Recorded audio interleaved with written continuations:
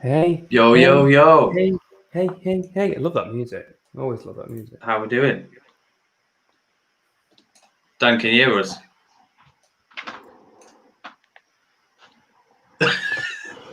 He cannot hear. Dan.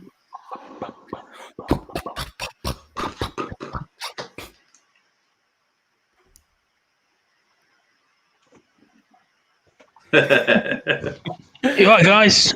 Yeah, man. Can you hear us? Yeah, I could hear you all along. I was just taking a piss. Let's see who Yo, got in. we've got some chat. We've got some people in chat already. Bazza, John, Tony, Russell, BC, BC. Scott. How's it going, dudes? Heather. Heather, where's our love hearts? Yeah, like I feel a bit loved out here. It's like it's all for Dan. Oh, Barry, yeah, burnt boy. No, I'm I not. don't look so I'm not burnt even now. looking at the chat. Not even looking at the chat. What's going on? My God, So- I was burnt. I need to do something about the lighting situation in here. It's either too dark or too bright. That's all right. Looks all right for us. You say that, I don't like this bit. What, your little halo? Mm. Turn it off. The backlight was all right. That was fine. Yeah, that's fine. Oh, that looks a bit. That all right, is it? Yeah. Looks That a bit looks all right. intimidating. Yeah. Cool. So, what have you been wearing this weekend? Well, Nothing. Literally nothing. I've been away this week. I've been down in Cornwall this week, so I've not had my my entire collection with me. So I've been very limited as to what I've been wearing. But considering the weather that we've been having this week, and it's been mad hot. It's been Zara Vibrant Leather Summer pretty much all week, really, just because it's just nice and fresh. Freshen up. Yeah, mate. It's just because it's just been so unbelievably hot down there. Yeah. And like Barry said, I got very burnt on my first day. So yeah, it's just been mad hot. So I've just been trying to freshen up. Yes. Aram's in. How you doing, mate? Yeah. So I've been on the You bad Atelia boy. Discovery. Obviously, not going to go into too much detail because we're going to do a live on it. But yeah, I've been testing these out this week, and yeah, really enjoying them. So yeah, we're going to go into a bit more detail on that with Tony's live frag dicted. So that should be in probably a week or so. Yeah, I'm gonna need to get back on the ordering of those because something's happening with Atelia's website, like some weird thing. I ordered it before I went away. Looked at my my order, and it was like cancelled. And then you had a problem buying them from there as well, didn't you? So yeah, a few issues. Repurchase. I've got Brandon. Hey, Brandon, thanks for joining us, mate. Hey, cool. Just a few quick shout outs. So we hit 1K subs this week. 1,000, baby. 1,000. Yeah, so what a few shout outs. We're going to do a sort of 1K video. I'm going to do some giveaways on it. So Ant's got a few bottles that he's going to give away. I've got a few as well. So we're going to do that coming up, and it's sort of going to be more of a big thank you video because there's been quite a lot of people who have helped us out over the few years. But yeah, I just want to shout out Barry, Tony, a few of the others who shared last week to sort of bump up the channel and get us out there a bit more. So yeah, big thank you guys. But yeah, there's a lot more people that we need to thank, but we're going to do that on the video that we're going to do. So yeah, big thank you very much. We really appreciate it. Yeah, but thank you very much. We love you all. Oh, yes, we do love you. Yeah.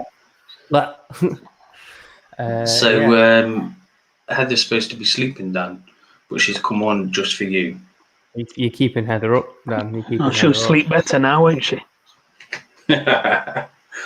Sancho, thanks for joining us, mate. So we've got a few topics that we're going to go over. So one of the main ones is that we're going to go over what is our 90s Justice League and what fragrance would go along with them characters. So we've got another guest coming on probably about 1:45. So we'll go on to that topic around that time. So have a think about which 90s actors would fit your own Justice League. Oh, Dan, sounded nice. Sorry. The fact that you tried to cover that makes it Yeah, even better. you might as well just done it. It just I covered the microphone, but I didn't actually cover it at all. So sorry, guys. I'm trying to watch the football at the same time as well. So we had so Dan came over to mine the other week, and you brought some of your perfume parlours around, didn't you, Dan? Yes, mate. Yeah. So there was one of them I really liked. What is it? Final Heat, it was called, or City Heat? Can't remember the name of it. We had City Travel. Yeah, it was really nice. It was a clone of Gucci, The Last Day of Summer. It had hints of oud wood on there. Really nice. Surprised me. It was the best one out of the lot that Dan brought over. You didn't like West Brow Days, did you? No, definitely not. That doesn't sound Definitely like it would not. be nice, though. I took over all those samples Barry sent to me. Oh yeah. Let Nick have a little sniff of those bad boys. So what we'll probably do is get a few you guys over, and we can all have a sniff together. Yeah. We'll have a bit of a sniffer-thon. Happy to join in. Happy to come along. I don't think I'll be taking part. So I've got a movie T-shirt on. So if anyone can guess it throughout the live of what film it actually is, we'll see. It's difficult because no one can see it. Yeah, I pop it up now and then, a little pop like that. Pop. I think once you see it, you'll know it. You should get it. Yeah, you'll get little hints now and then. Little hints. I just noticed how big my forehead is, man. Fuck. So listen to this, right? Dan, you'll probably know this. Yeah. So this is nothing fragrance or movie related, but we had our neighbour come and knock on the door to tell us he thought that the water had gone on the street, and just checked if our water was working properly. So Charlie's answered the door, my wife, and they're having a bit of a chat. And she goes, "All right, okay, thank you, James." Thinking obviously that's his name, but we've been calling him James for 2 years. But he said to my wife, "Yeah, that's not my name. My name's Martin." So me, the kids, and Charlie have been calling him James for 2 years. He's not addressed it, and then only the other day he's like, "Yeah, my name's not James, it's Martin." That's on him. That is. That's like someone. He just went with it. I don't know if work used to do that to me. And if either of you guys ever worked with Awad Salim, used to work with us, and he called me Andy for about 2.5 years, and I used to call him Howard. And one day he just come up to me and he just goes, "My name's not Howard, it's Awad. I know your name's Awad. You keep calling me fucking Andy." And he's like, "Oh, I thought it was your name." I went, "What? Because there's 2 fat people on the team called, and you just think one of them's Andy." No need for it. I had someone at work call me Patrick for like, what was it, a couple of months, and it was it just got to the point where I was just like, yeah, I can't even be bothered. Like I'll just accept it and just go along with it for ages, and then it just came to the point where it was like, no, I had to stop them. Like this is getting beyond a joke now. It might have just been his like sort of kinky name for you. Oi. Patrick. So drop us a comment down below. What fragrances have you guys worn this week? And while you're doing that, I'm going to go over a topic that's going to lead into the Justice League topic. So DC Fandom is coming next Saturday on the 22nd. Is it Fandom or is it Fandom? They say it's Fandom, but it's spelt dome. It's like So a, I'm like a saying like a fandom. literal fan dome, a dome of fans, Yeah, or I is think it so. like a fandom? I don't know. I think it's a bit of both. Ooh. We'll say Sorry. fandom. So Just apologise. I've got absolutely no fucking concentration on this chat at the moment. Sorry, so what's happening on Saturday is Wonder Woman 1984 panel is starting first. So if you're a big fan of Wonder Woman, that's happening. So they're doing should we just clarify what the DC fandom actually is? Yeah. Oh, I thought you were going to. Like, all right, yeah. So basically, where all the guys used to go to Comic-Con, they're doing a sort of digital version. So they're going to have different. I think they've got 3 different areas that you can go to. So one that's focused on comics, one that's going to be all the new films that's coming out, and then I think another area for like merchandise and any other sort of DC stuff. So you can virtually select which area you want to go into, and this is sort of running for 24 hours only. So this is the sort of schedule that's going to happen on Saturday. So they've got the Wonder Woman sequel panel coming up. After that, they then got the Flash, the Ezra Miller. So I think they're going to reveal some details about what's going to happen with that film coming up. Is that the Flash movie or the Flash TV show? I believe it's the movie. Nice. Because he's got his own panel. Then you've got a Warner Brothers Games announcement, which a lot of people are thinking is going to be the new Batman game that's coming out. So that top one could be the TV show Flash, because there's another Flash one here. It's just because the logo on it is the Flash is TV. Flash. So that's probably the TV one, and then it's the film one. Then you've got James Gunn's Suicide Squad. So I think he's got the whole cast, and I believe he's going to drop a trailer for that one. It's going to be You've then got the TV series Superman and Lewis. Then you got Snyder Cut. So that's going to be Zack Snyder and potentially the whole Justice League cast showing the new trailer for the Snyder Cut, which should be good. You've got The Rock turning up for Black Adam. Mm-hmm. Wonder if Mr. Cavill will come in and make an appearance.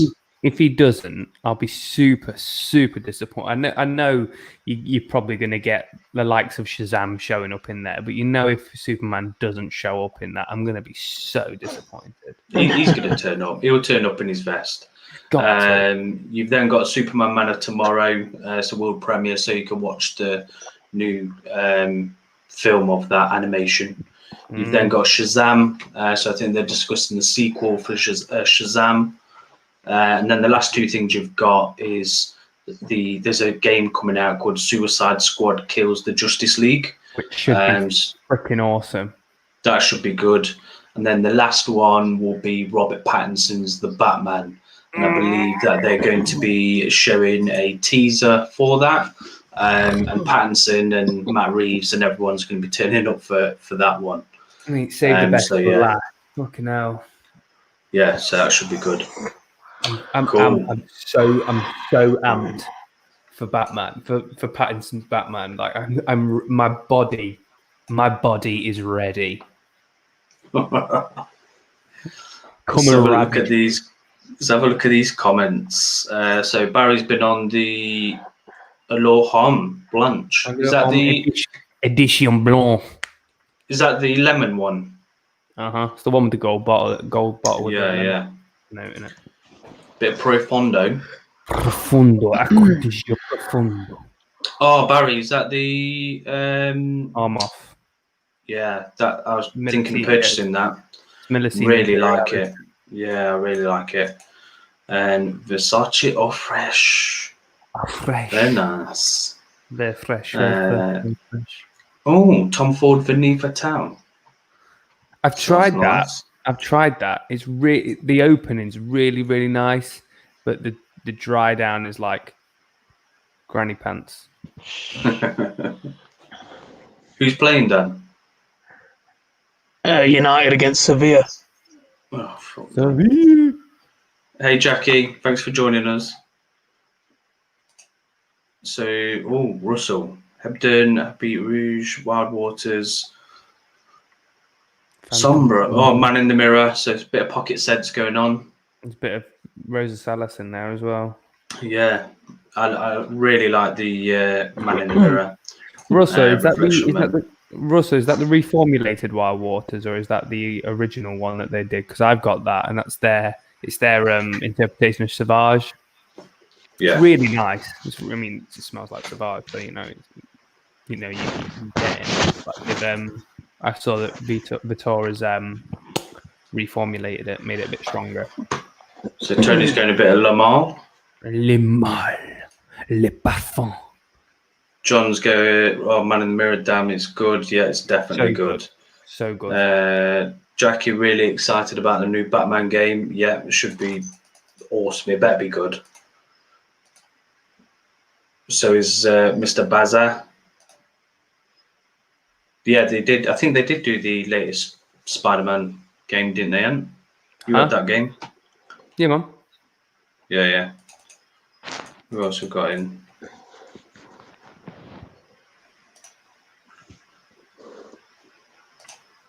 I believe it's the new formula, and cool.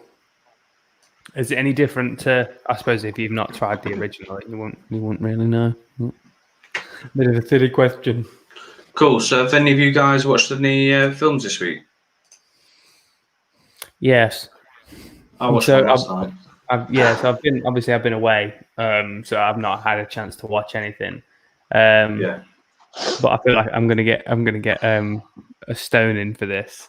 I'm really, really in the mood to watch all the Twilight movies, rewatch them. So last night I put myself through the first Twilight. I mean, that's the only one I really don't like. I like the rest of them, but the first one's it's just too much cheese for me. Like, it's just full on cheese. And I put myself through it last night just so I can watch the rest of them. But it was better than I remember. I like Pattinson's little quiver when he's like, when he's trying to hold himself back. It's just how awkward everyone is in that movie. I know that they're designed to be awkward because they're supposed to be awkward, but it's just like it feels like everyone's just really trying too hard and no one's really doing much. But I've watched it. It wasn't as bad as I remember it being. It's still uber cheesy, but I'm more looking forward to watching the rest of them, really, if I'm being honest. What about you, Dan? You watched anything this week? I'm still stunned. Sorry. I suppose with mental health being, a really hot topic at the moment, I suppose it makes sense watching a trilogy that involves a woman whose fucking acting skill is just to look depressed constantly. Oh, you know what annoys me about Twilight? It's like, not Kristen Stewart. Like, I obviously I know that she's known for being like a fucking dire bitch, but like I just think you could have had a fucking like a dummy doing just as good a job as she did.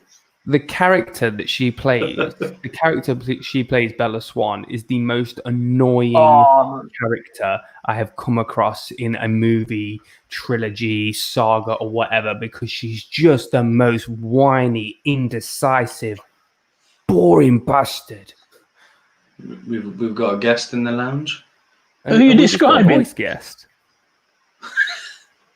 Should we pop him in? Bella. Oh, right, okay. Have you read the books, have you? What up? What up? How do? Where's this? Hold on. Who's this? Where's his face? I figured nobody needs to see that. I don't want to ruin their weekend. So have you shaved your head yet? No. Basically, my mom told me off again. I'm a good little boy. I've threatened it multiple times, but she keeps telling me no. Did you do what I suggested then? Oh, never. I suggest that if he didn't shave his head, that he should at least shave his sack. Oh. So if anyone doesn't know, we've got Andy in the chat. He does the Dinosaur Man podcast, and quite a few of you would probably have seen him in the chats over the many weeks discussing Prison Break. Him and Alex trying to get me to describe. Yeah. Andy, can you describe Prison Break for a beginner? Fucking knobhead. I don't think I'm able to. Oh, Now you know how I feel. I So think it's about some I, guy trying to break from a prison, but I can't be certain. I think that's the gist of it. Yes. Dan, have you watched anything this Yeah. week? oh, sorry. Yeah, I got distracted by Anthony's shit choice in films and the crap fucking football results. Yeah, I watched Joker was on Sky, so I watched Joker. That's a shame. Just just as good as it was in the cinema. Brilliant film. I imagine if I watched it again, it'd be just as good as I thought it was in the cinema. Oh gosh, here we go. Every man has a voice, but not all of us have an image. Look at you. You're just a picture I don't on wanna a put you screen on- at the minute. I'm just too beautiful for your eyes, Dan. That's all. I am not embarrassed to be a friend of yours or a co-worker. I finished my Sopranos binge, so I've rewatched all of the Sopranos now, and I've just started watching the Umbrella Academy season 1. Oh yeah, season 1. Oh, nice. Yeah. So I started watching it before. I couldn't get into it, and I spoke to a friend, and she literally just said it's slow to start with.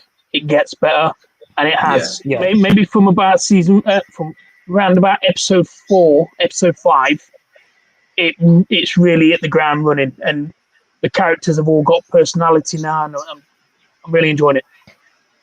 Cool. Yeah, I loved it. Like, I think Umbrella Academy it's really well kind of put together in a kind of, it's what you expect from like a superhero series, but it also is a little bit kind of twisted. You know, I think the characters are a bit more interesting than what you just get inside. I think because it's only 10 episodes as well, it means it has to skip along at a pace. Right. Like, I really recommend it. Like, I think season 2 is probably better than the first as well. Yeah, I'm I'm not just. thinking either. I think I'm on episode 3 of season 2, and yeah, really enjoying it. It's really good. Nice. So Barry watched. This is what I watched as well. Project Power. Yeah, I saw that. Um, We just watched that. How is it? It's, What's it? Is this a film? Yeah. Is it as good as what it looks like? yeah, I'm going to review it, and I'd just probably Yes. say it's a bit messy. It's Yeah, fine. Yeah, I know It's what worth a your watch. line is. I'm just quickly looking it up. It's I get it, like when you're flicking through Netflix and obviously you go onto it and then the trailer starts like automatically. Mhm. I get the feeling that I feel like I've just watched it, watching that, so I don't really need to watch it now. I have no desire to watch it any further than the over exaggerated trailer that's already in there. So we just reviewed this literally on the podcast today, because we watched it earlier, and basically said it's pretty much exactly like any of these recent Netflix films. So you're talking like The Old Guard, you're talking this, you're talking, all of those kind of ones. Of it is your over stylized thing where you've got all these drone shots of cities, you've got like heavy hip hop beats kick in, and all of a sudden you get like a no nonsense cop or somebody like that kind of start talking some terrible dialogue. Like it's fine for what it is. It has some moments that are good, but it is just fine. I felt like it didn't know whether it wanted to be gritty or whether it wanted to have the comedy element. Yeah, and also, It's did you different. find any of the characters likable? Not really. I also I can't like from the trailer, like I can't imagine Jesse Gordon-Levitt like being a hard man like at all. Like he's just like a wet He's blanket. just Robin. He's He's what I just mean. Robin. Like he's just a sidekick. He's never really a. He's Yeah, never really a. Apparently, he beat up Tom Hardy on the set of whatever they were fucking in. What, Dark Knight Rises. No, what's the film they were in together? Inception. No, top. They Are were you Shia bootleggers, LaBeouf? weren't they? Yeah, what did Yeah, you you're say? on about Shia Shia. Who are you guys on about then? Jason Gordon-Levitt. Joseph Yeah. Oh, right, Gordon-Levitt. sorry. Also, Sorry. talking to Shia LaBeouf. Yeah, somebody's- like It's because I'm looking at this watch Peanut Butter Falcon in Shia LaBeouf's in it. So my bad. Peanut Butter Falcon, incredible movie. Like, absolutely incredible. It's on Netflix now. If you haven't seen it, watch. Like, it's just so well put together. And Shia LaBeouf and Zach Gottsagen, who's the other lead in it, their chemistry is just beautiful. I need to check it out. cheers, Graham. You bookends. Thanks, Zeus. You bookends. Oh, congratulations, guys. Still waiting to see his trainers, by the way.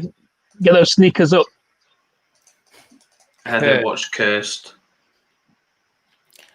Is that the Netflix series? Yeah, I think What it was was like a series. Lady King Arthur or something like that? Oh, There you go, really? Dan.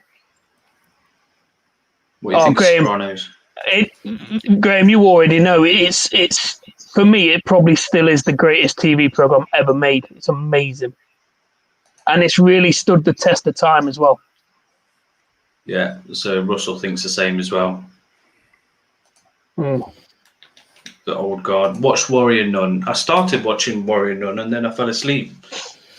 I'm Yeah. sorry. What?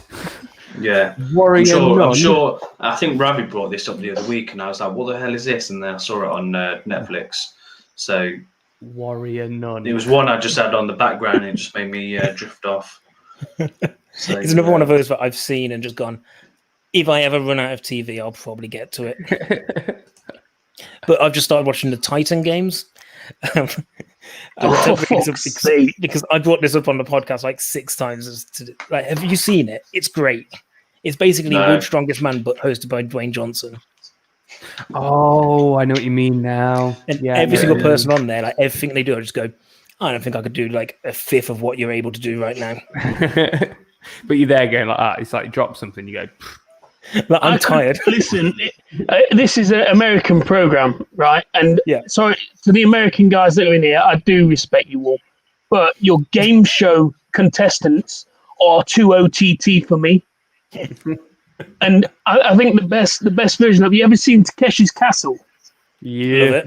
Have you ever classic. seen Takeshi's Most Extreme Challenge, which is it's 2 American guys dub the soundtrack on there, and it's fucking hilarious. You can check it out on YouTube.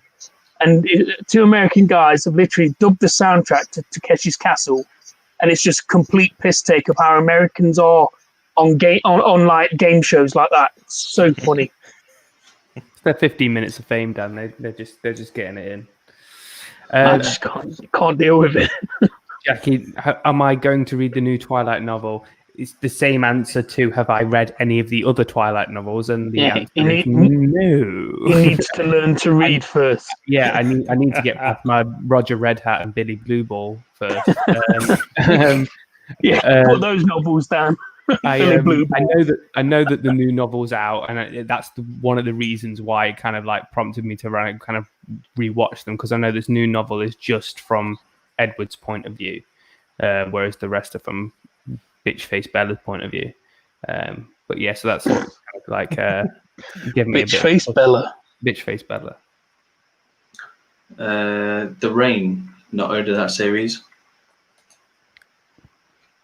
Old Guard was so good, but I thought it'd be a series. Kind of disappointed it's only a movie. Yeah, I've been Alex is in. recommended to watch that.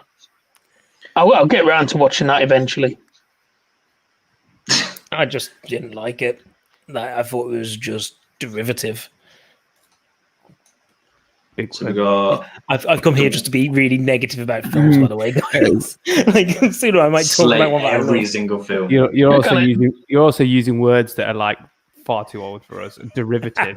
It's just not something that it comes in out of our vocabulary. It's on my Quickly word of the click day on, calendar. get on Google. Yeah, we're just like, is that an insult? Is that a good thing? If Andy's saying it, it's probably an insult. It's on my little word of the day calendar. I'm like, I've got to throw that in there somewhere. Yeah, word of the day, toilet paper. Yeah. Wait till I drop in trigonometry. So we've got the wettest county. Barry says, concentrate, Dan. Is bookend a UK insult? Yes. What have I done now? I've been watching. You've had my full attention for the last 8 minutes. Oh, you Bit of Ray Donovan.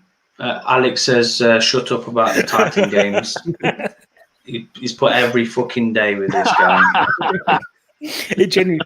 What happened was I started falling asleep to it. I decided I need something to fall asleep to, so I started watching Titan games to fall asleep.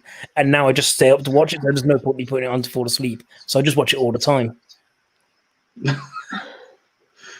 So Jackie says, dying at the American contestant sick burn. Right, okay. So bookends.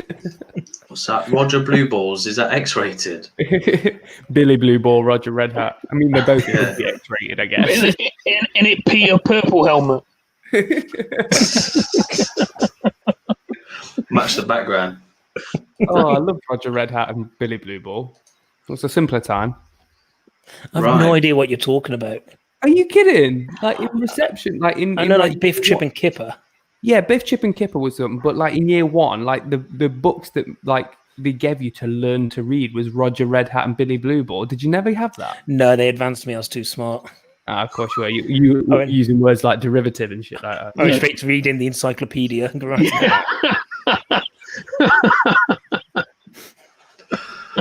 Oh god.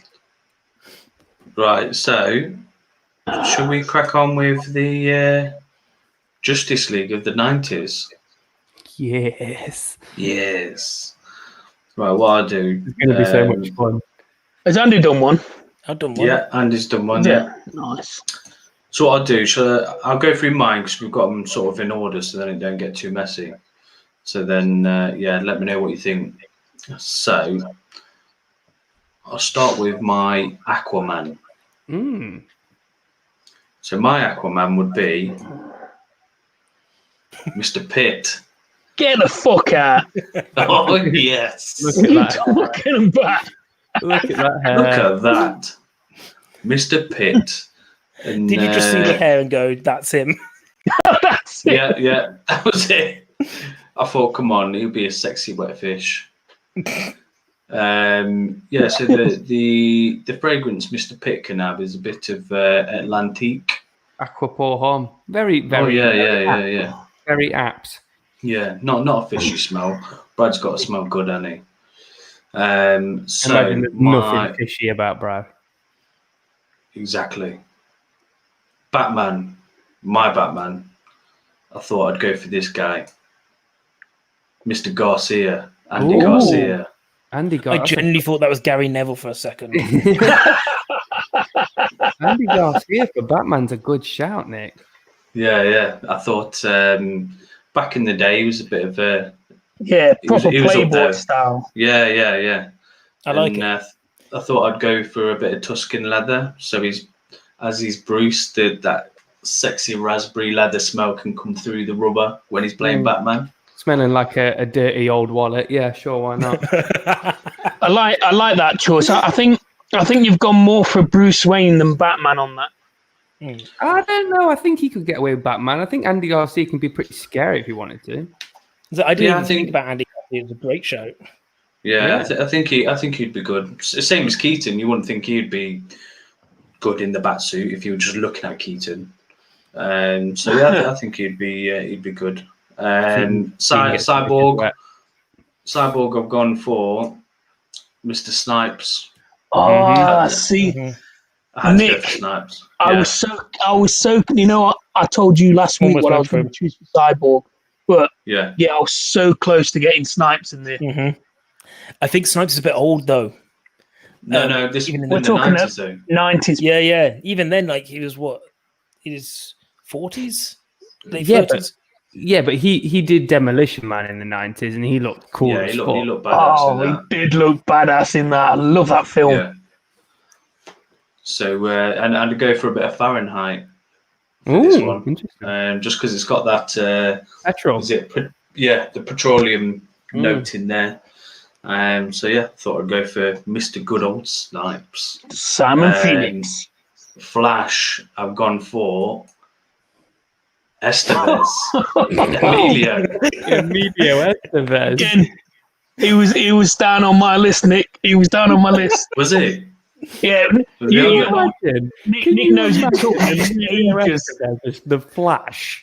I think Damn right. I think a 1980s Estevez might have been better. That's why I went against it. Could you make the Justice League with purely the cast of the Mighty Ducks? Yes. So In that case, the Batman. D2. You could do it with D2.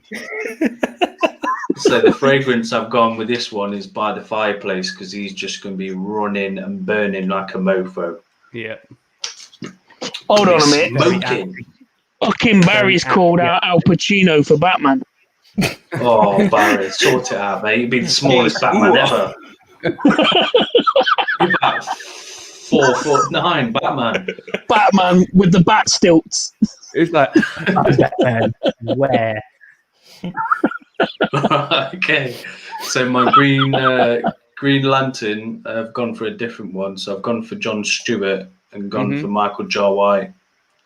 Yeah, For, well, he was Green Lantern. he was tipped to play him anyway at some point. So Yeah, and I'll go for Molecule 01 just because he's a flying around space and it's in no sense. So yeah, isn't he?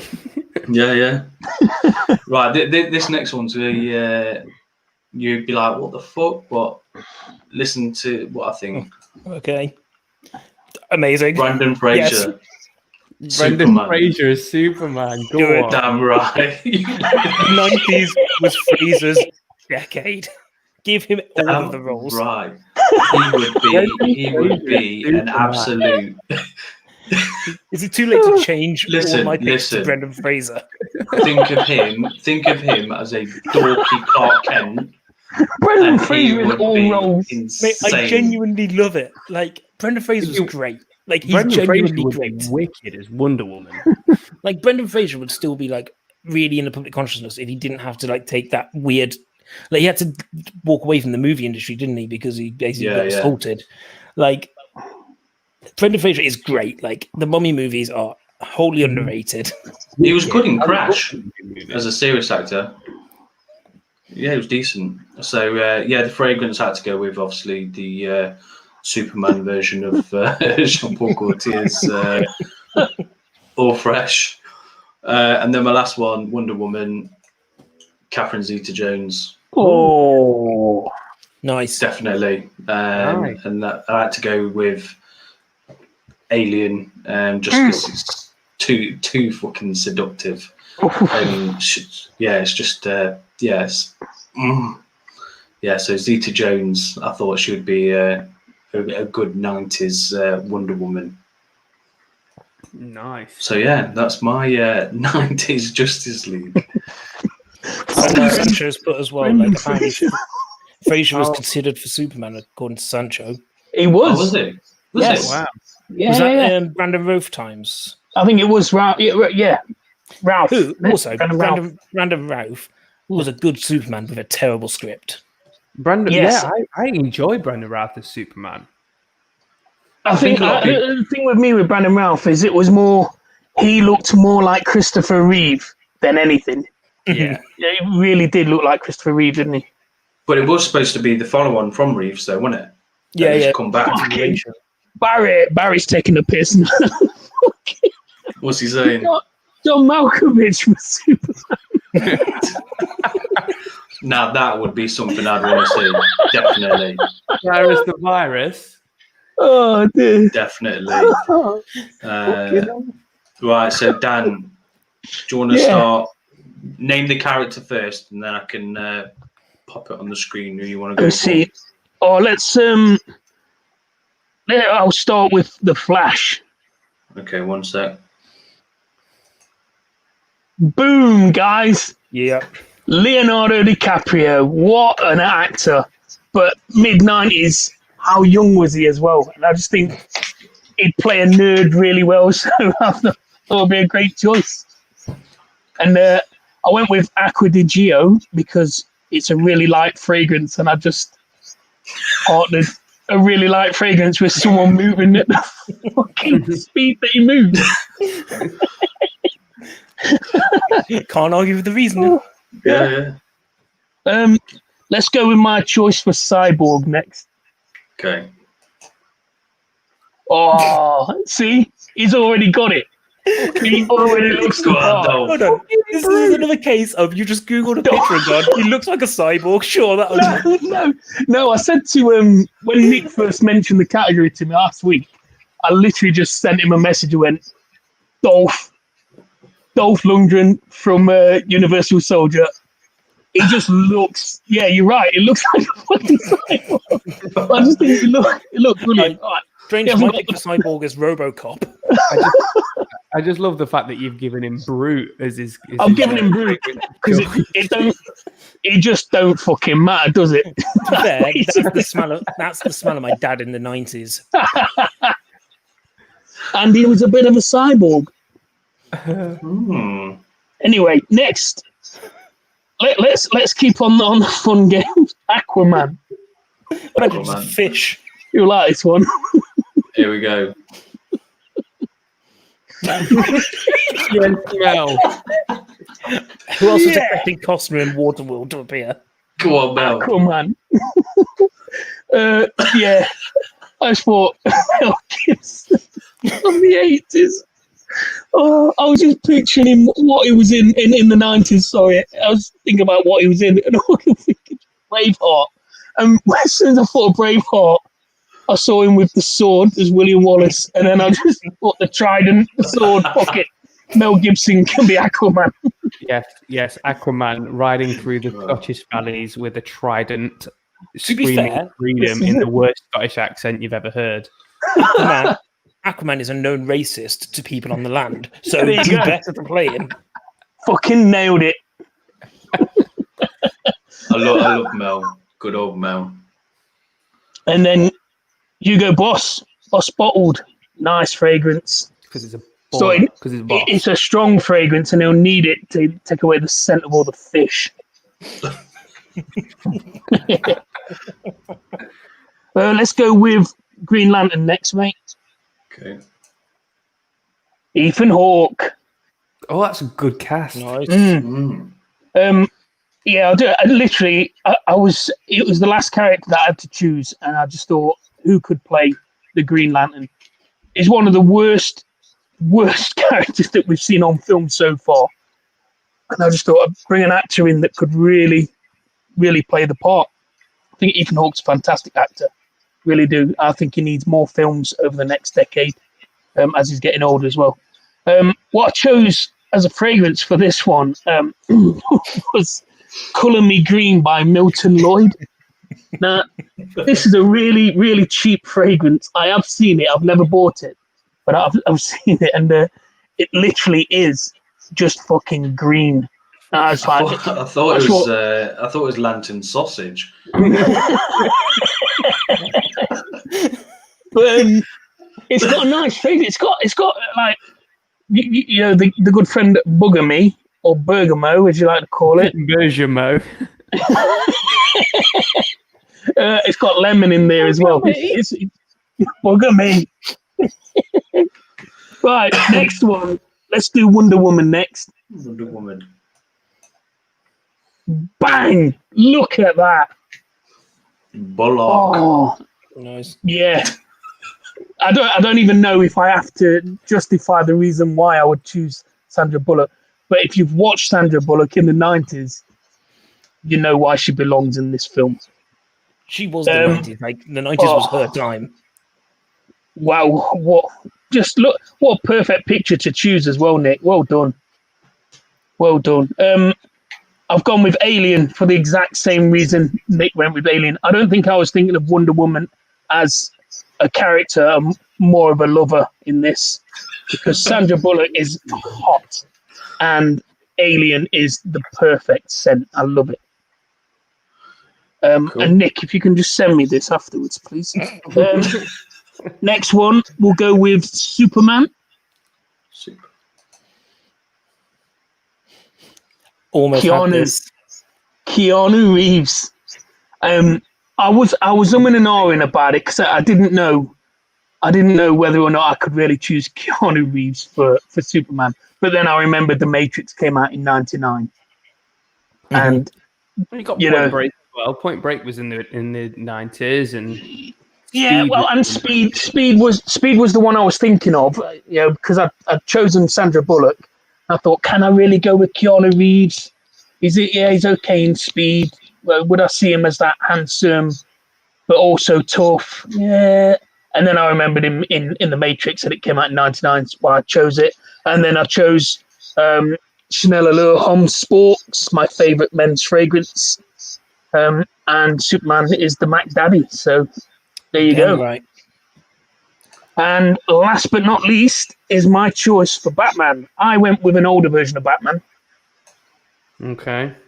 Costner. Costner. Go I on, Robin Hood. He's really suave. He can look the part. And look at his chin. Just look at that chin and jaw. Oh, Look, it looks like it's part of his fucking neck. Nick chose a bad picture for him. So honestly, guys, his chin's better than that.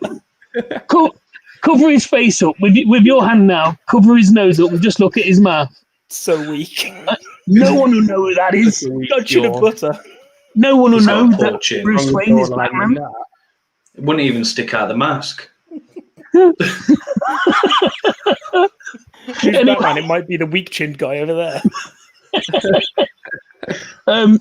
The fragrance that I chose, well done in finding a picture of this one, Nick. The fragrance I chose is Imperial Majesty by Clive Christian. And the reason I chose that is He's rich as fuck. it's the most expensive fragrance I could find online, and I would just assume being a multi-billionaire, that's what he'd get. Hmm, It makes sense. interesting. Something like £435,000 a bottle, or something like that. Yeah, not too shabby. And this is coming from the guy that moans about the price of some of the stuff you guys have bought. Right, I'm not Andy. mentioning any names. Andy, do you want to start with yours? So name the character, and then I can Awesome. pop it on the screen. Yeah, I forgot to send you kind of my links for the fragrances because I've That's got all right. You that can part just of it. say them. But yeah, It's I've got them here. So I'll start with Batman. Why not? Brad Pitt. So the theory behind this is Batman. Correct me if I'm wrong. He basically starts being Batman about 21. Yeah. He basically comes to kind of a maturity about 30. Yeah. Around about in the 90s, you've got stuff like Seven. You've got all those kind of performances by Brad Pitt. We know he's a beast. We know he works out. So he'd be able to play, playboy billionaire and be able to kick ass. The fragrance is Link's Dark Temptation. Okay, no. Oh, that's Hang the on, Andy. All your opposite end of the fragrances spectrum that gonna I went. be- all your fragrance is going to be Links. Ask me no questions, I'll tell you no lies. Links, fuck's sake. Question. Is it- Second one. Question 2. Fixes the Friday quiz. Character 2. Superman. My boy. Right, 1 second. There we go. I was going to choose this. Boom. Nicolas Yes. Cage. Bring him in. He missed his Should have opportunity. Should have been. Have you ever watched the documentary? What happened to Superman Lives? Yeah, Oh, really whatever liked it's it. Wasn't John Schnapp. that supposed to be like a cosmic kind of suit that was like white and glowy and stuff like that? Four He's lights. supposed in to it. fight a giant spider. Like, I want that Superman. Like, he deserves world to have his deserves that. moment. The world deserves that Superman. His fragrance is Lynx Gold.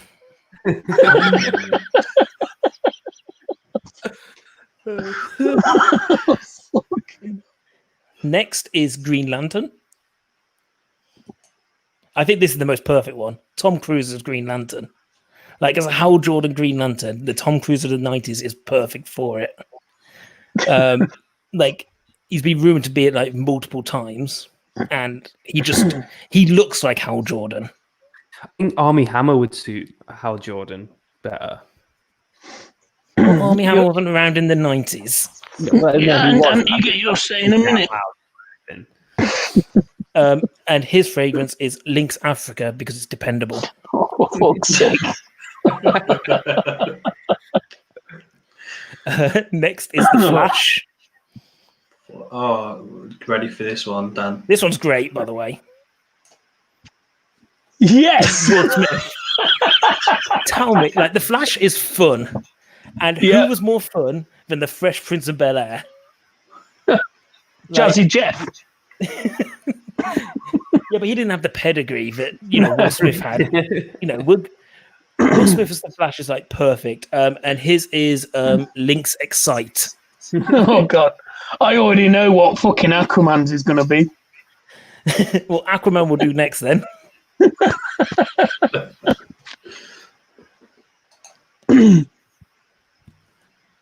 My boy looks like a surfer. So DiCaprio is like one of the biggest stars in the 90s, so he's got to be in there somewhere. And he'd be able to pay off the kind of petulant kind of boy type of Aquaman. Because obviously, when you think Aquaman 9, you kind of think Momoa, but actually Aquaman is this other kind of character where he's quite a petulant kind of man-child. And I think Leo would be able to pull that off. His fragrance is... Oops, my phone locked. Lynx Marmite. Because I feel Aquaman is a Marmite character. You either love him or you hate him. You missed it. You missed the shot. It should have been Lynx Atlantis. Does that exist? It wasn't on the list, but I searched. It's not Lynx Africa. I don't really know it.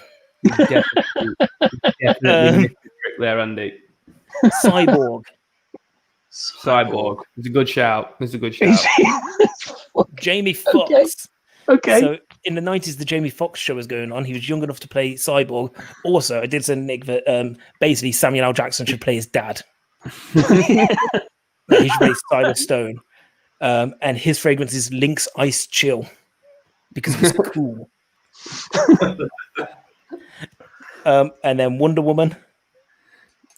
This was the Wonder Woman I was going to choose, but they're I was going to choose her. Yeah. Easiest choice. Like, she was literally a Wonder Woman. Like, she looked like she could be like Terminator 2. Like, she looks like she could be Amazonian. Yeah. Her fragrance, by the way, is Anarchy for Her. Oh, changed it up a little bit. Well, it's the first Lynx I found that was targeted specifically for a female market.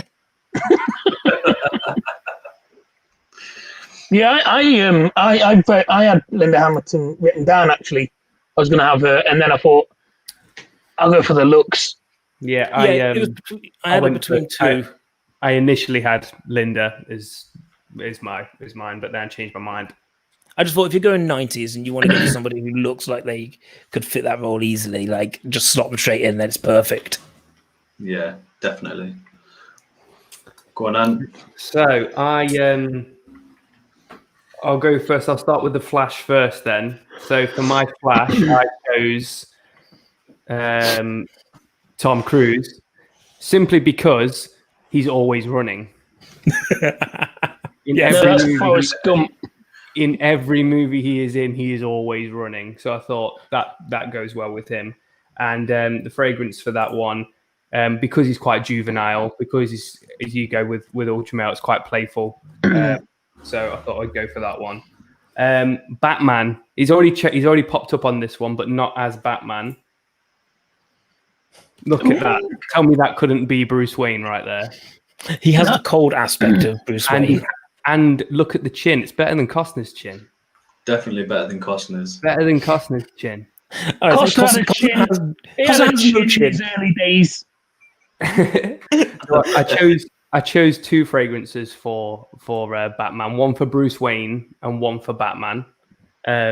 So for Bruce Wayne, it's got to be the King because it's so expensive, and he would just splash it on his bollocks for fun. I don't think he'd do it. I don't think he'd buy it, and I think he'd look at it and he'd go, "It's what every other twat's buying." You got to remember, this is in the 90s. Bruce Wayne has access to Creed Aventus in the 90s. Of course, he'd have it.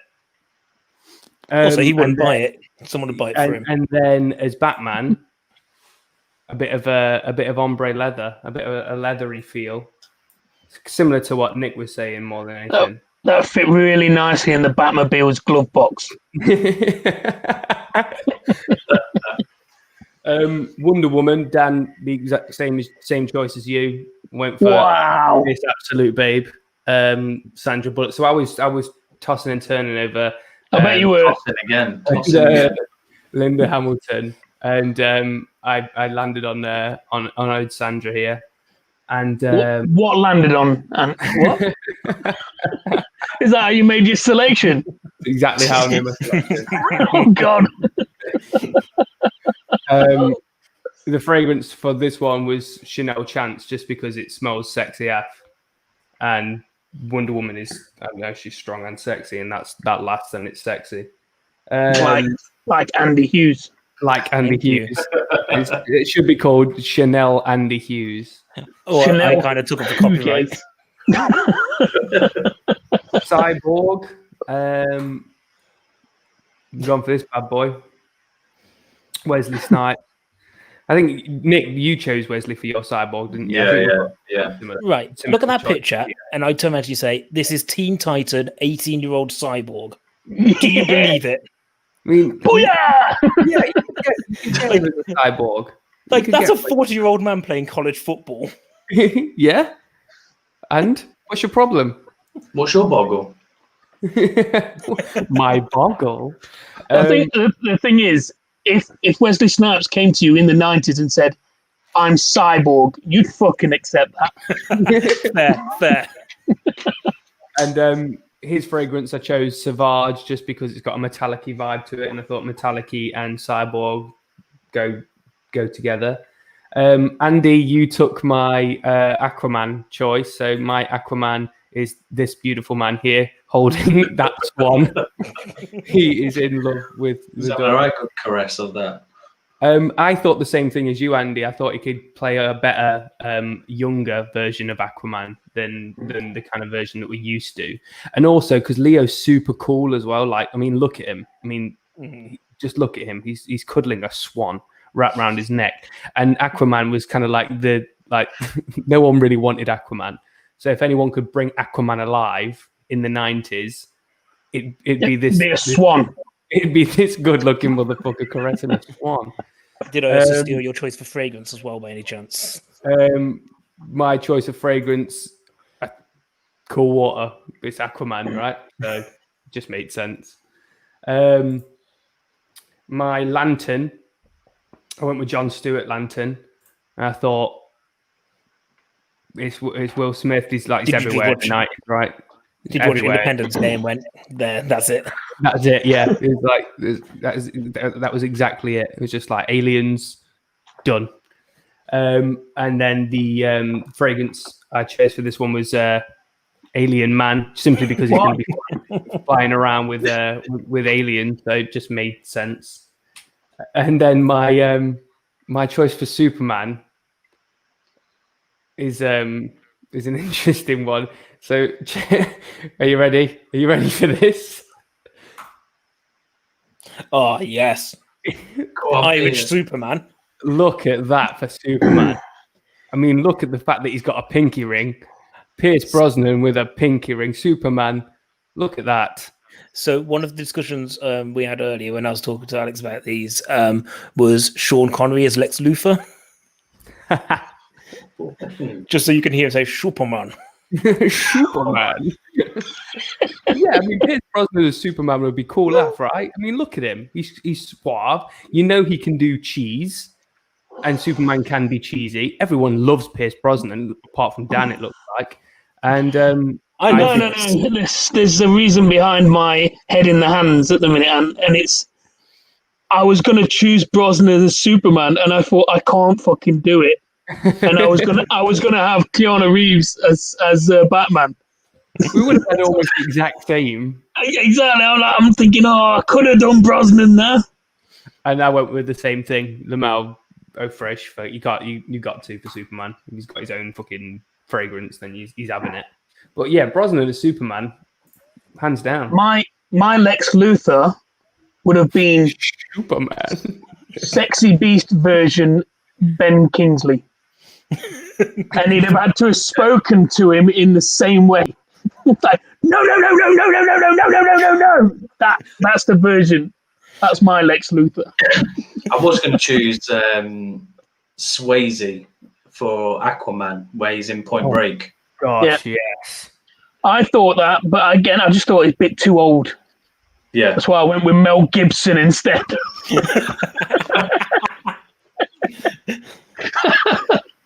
Gibson is a strong pull. Like, whew. I suppose back in the 90s, if this is when it was on, like, it wouldn't be so much of a problem. Like at that point, Spacey's big at this point. Yeah, I was going to say, like, my Lex Luthor is real life villain Spacey. Kevin Spacey, bring him back. Just get Jason Statham. Lex Luthor's plan in Superman Returns is great because it's just a land grab. Like, that's what we all wanted from Lex Luthor. I just want real estate, please. Rock solid, crystal real estate that you can't grow anything on. And then it's like, oh, like, I know Ant gets annoyed at Superman in Man of Steel and like the going up the terraforming. Like in that film, Superman lifts a kryptonite covered island and just flies it upwards. It's like, how? It's because that's all they've got with Superman. That's why he's never worked, because they play the same card every time. There is the point where he gets shot in the eye by the bullet and the bullet crumples, and that's amazing. That is awesome. That is the best piece of Superman cinema ever. And the bit where he catches the plane. There's two moments. They were both in the trailer. Sorry. And we had to watch an hour and a half of a film. And have you not seen Clark Kent beat bad Superman by choking him? That's the greatest bit of Superman film ever. Sorry, have you not seen Superman pull a cellophane S from his own stomach and throw it at Rod? I think you've got a lot of Superman to catch up on. Have you not seen Dean Cain catch Terry Hatcher as she falls from a building? We have got a lot of comments to catch up on. I was about to say, shall we? Oh, fucking! Who put on here about casting wrestlers? Oh my god, we've got a lot in the chat.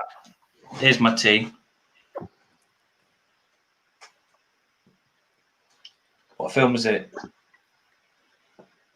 I can't read it. Remember, sir? Yeah. West. Is it? I can't get a camera angle. Is that from the film Sully? No. That's a great T-shirt. Where'd you get it from? It was on one of them T-Republic websites. Dead cheap. It was only a tenner. So I thought I've got a few other movie ones. Who got? Right, let's run through these then. Also, another actual real life villain. Walking like up to Superman, like. I've seen someone earlier on put Jennifer Aniston as Supergirl. I'm just picturing Lex Luthor firing a member of his staff, Vince McMahon style. You're fired! Macho Man as Batman. That would be with the glasses on as well. Like just before he leaps off a building, he's like, "Oh yeah!" Elbow drop from the top of a building. Batman's gonna get you, and he's gonna put you in the crippler face. Ric Flair, Superman. Just flying. As he flies past every time. You just hear in the distance. I want to see Superman do the flare drop. Just slams onto his face. Slice someone in half with his leg. Oh dear. Jeez. We have Adam Sandler as Superman, but with the Waterboy accent. Or the Little Nicky one. Oh yeah, that would be. One Adam Sandler film I cannot stand is Little Nicky. There's only one. Yeah, I don't like that one. Yeah. Well, there's not only one, but that is one. So Caboose did an X-Men one, X-Men 90s. So Robin Givens as Storm, Mickey Rourke as Wolverine, Arnie as Colossus, Luke Perry as Gambit, Winona Ryder as Jubilee, Hasselhoff as Cyclops, and Julianne Moore as Hasselhoff. Julianne Moore is Go on, Jean Grey. David. Out. No. Yeah. What's that? Julianne Moore is Jean Grey. Oh no, can't see it. Julia Roberts, maybe. Mickey Rourke as Wolverine's a banger as well. Yeah, that's a good choice. How tall is Mickey Rourke? Like, or someone like Stallone. Mickey I think Rourke Stallone was up for it at one point. I'm sure he was. I'm just glad that I saw Gambit in there. You know, my boy's getting representation. We're all still waiting for that film. So I've heard so many people talk about loving Gambit and wanting Gambit. What's going on with him? They were going to make a movie, weren't they? Yeah, he basically went through so much development. How? So it was supposed to be Channing Tatum attached as Gambit. He was producing it as well. At one point, what's his face from Pirates of the Caribbean? Gore Verbinski was going to be directing it, but it's been through basically everyone, and it's just never going to happen. But it saddens my heart. Channing Tatum was going to be Gambit, and then he decided that he needed to get his wang out in front of a lot of women, and that would be a lot better. That's the Gambit way of doing things. So, took a few cards in the crowd. It's done. Die, bitch. So Robin Williams, late 90s Robin Williams Magneto. Oh, Robin Williams should have been Clayface. Like him or Jim Carrey, like the most plastic men. No, like Robin Williams could. I know that X-Men can't really be serious, classed as a serious movie or anything like that. But Robin Williams has got some like serious acting chops. Like, have you seen that 1 hour photo? Yeah, good film. Oh my life! Patch Adams. I watched that years ago, and I was not expecting it. I thought it was going to be funny. I had no idea what it was. And then it just got darker and darker, and I'm like, "What the fucking hell am I watching?" The same in 40 minutes in, just like, why am I not laughing? Yeah, like, he was a bad guy in Insomnia as well, wasn't he, with Al Pacino? Yeah, really good film. I like that one. It's, Nolan, isn't it? Christopher Nolan. Did that one. One of his early films. You're right, Kev. I loved and a few others I've not seen come in. Robin Williams was in a film called The World's Greatest Dad. Yes. I knew you'd have seen it, Andy. That's such a good film. Such a good film. Wasn't one of his last films like The Angriest Man in Brooklyn or something? Not sure. Have any of you seen Death to Smoochie? Is that the one? Am I thinking of toys? It's like in a toy factory. That is no, toys. Death to Smoochie. Is that toys? Death to Smoochie. Ewan McGregor? Edward Norton. So, like, Robin Williams plays like this cowboy kind of guy, and then he's well known, he's well loved by kids and that. But then maybe I've got the actor completely wrong. Maybe it's not Robin Williams, but Edward Norton plays Smoochie, who was literally Barney the dinosaur, and he has this big fucking beef with him. It's a good film. If anyone that's watching knows it, just comment and tell me more about it because it's been a long time since I've seen it. Yeah, Toys is the other Robin Williams film. And that sounds weird as well. I'm not going to lie. You got to look it up, check it out. The Crow. No. I know all about that film. The Crow doesn't need recasting, it just needs watching by certain people. Yeah, it's the greatest film I've ever seen, guys. I've still never seen it. To be fair, I did promise Nikki last week. Last week was definitely the week I was going to watch it. You're just going to dust it off the shelf. But you also need to watch Pulp Fiction, though, Andy. So. No, I don't. Like, genuinely, I don't need to watch Pulp Fiction anymore. Like, I know what it is. Like, I can tell you pretty much beat for beat what that film does, and I just have no interest in it anymore. Like, when you get to, so I think you get to a point like everyone's got these films where you're told to watch it so much, but at the end you just don't watch it out of pure kind of willpower, stubbornness. Yeah, but yeah, stubbornness is probably better than willpower. Like Bill Power seems like I'm there, like, oh, I'm really powering through this. Actually, I'm just too lazy and I want to annoy people. Oh, someone's put it on TV. I'm going to keep my eyes closed the entire time. Really gonna power through this one, guys. Don't tell me what happens. I already know. They're gonna do some dancing. They're gonna eat the big burger. One of us gonna have an anaphylactic shock. I know what happens. Right, next topic. Who's this? Yeah. She's Crabman's wife. Yeah. Who does she look like? It's isn't it Jimmy Presley or something like that? No, who she look like? A little bit more modern day. No, you're on about Margot Robbie. Yeah. Yes. So we're going to have a look at some doppelgangers. So yeah, she definitely looks like Margot Robbie. So that's Jamie Presley. She was the result of a lot of my alone time as a youngster. Alone time. I love Jamie Presley. Whoa. Dead or Alive. Yes. It was like her. It was Holly Dead or Valance. Alive. Dead or Alive. and- Still have his alone time with her. Is that what Holly you said? Valance in Dead or Alive. God damn it. But, you know, I was very young in these days. I'm not a pervert. Well, I was a pervert. Not a pedophile. Right, next one. Thanks for clarifying. Not then, anyway. Someone's just put Hick Harley Quinn. Pitt and Benicio. Oh my gosh. Just looks like a tired Pit, really, doesn't he? He's a Puerto Rican Pitt. It looks like a Pitt and Clooney love child.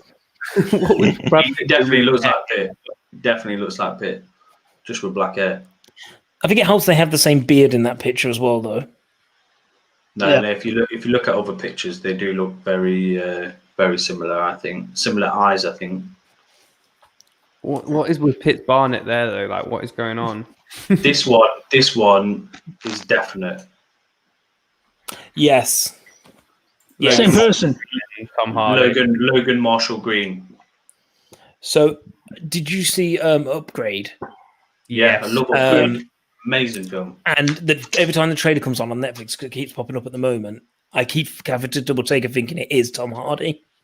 God, What's weird about I Upgrade? still can't see the difference between them both.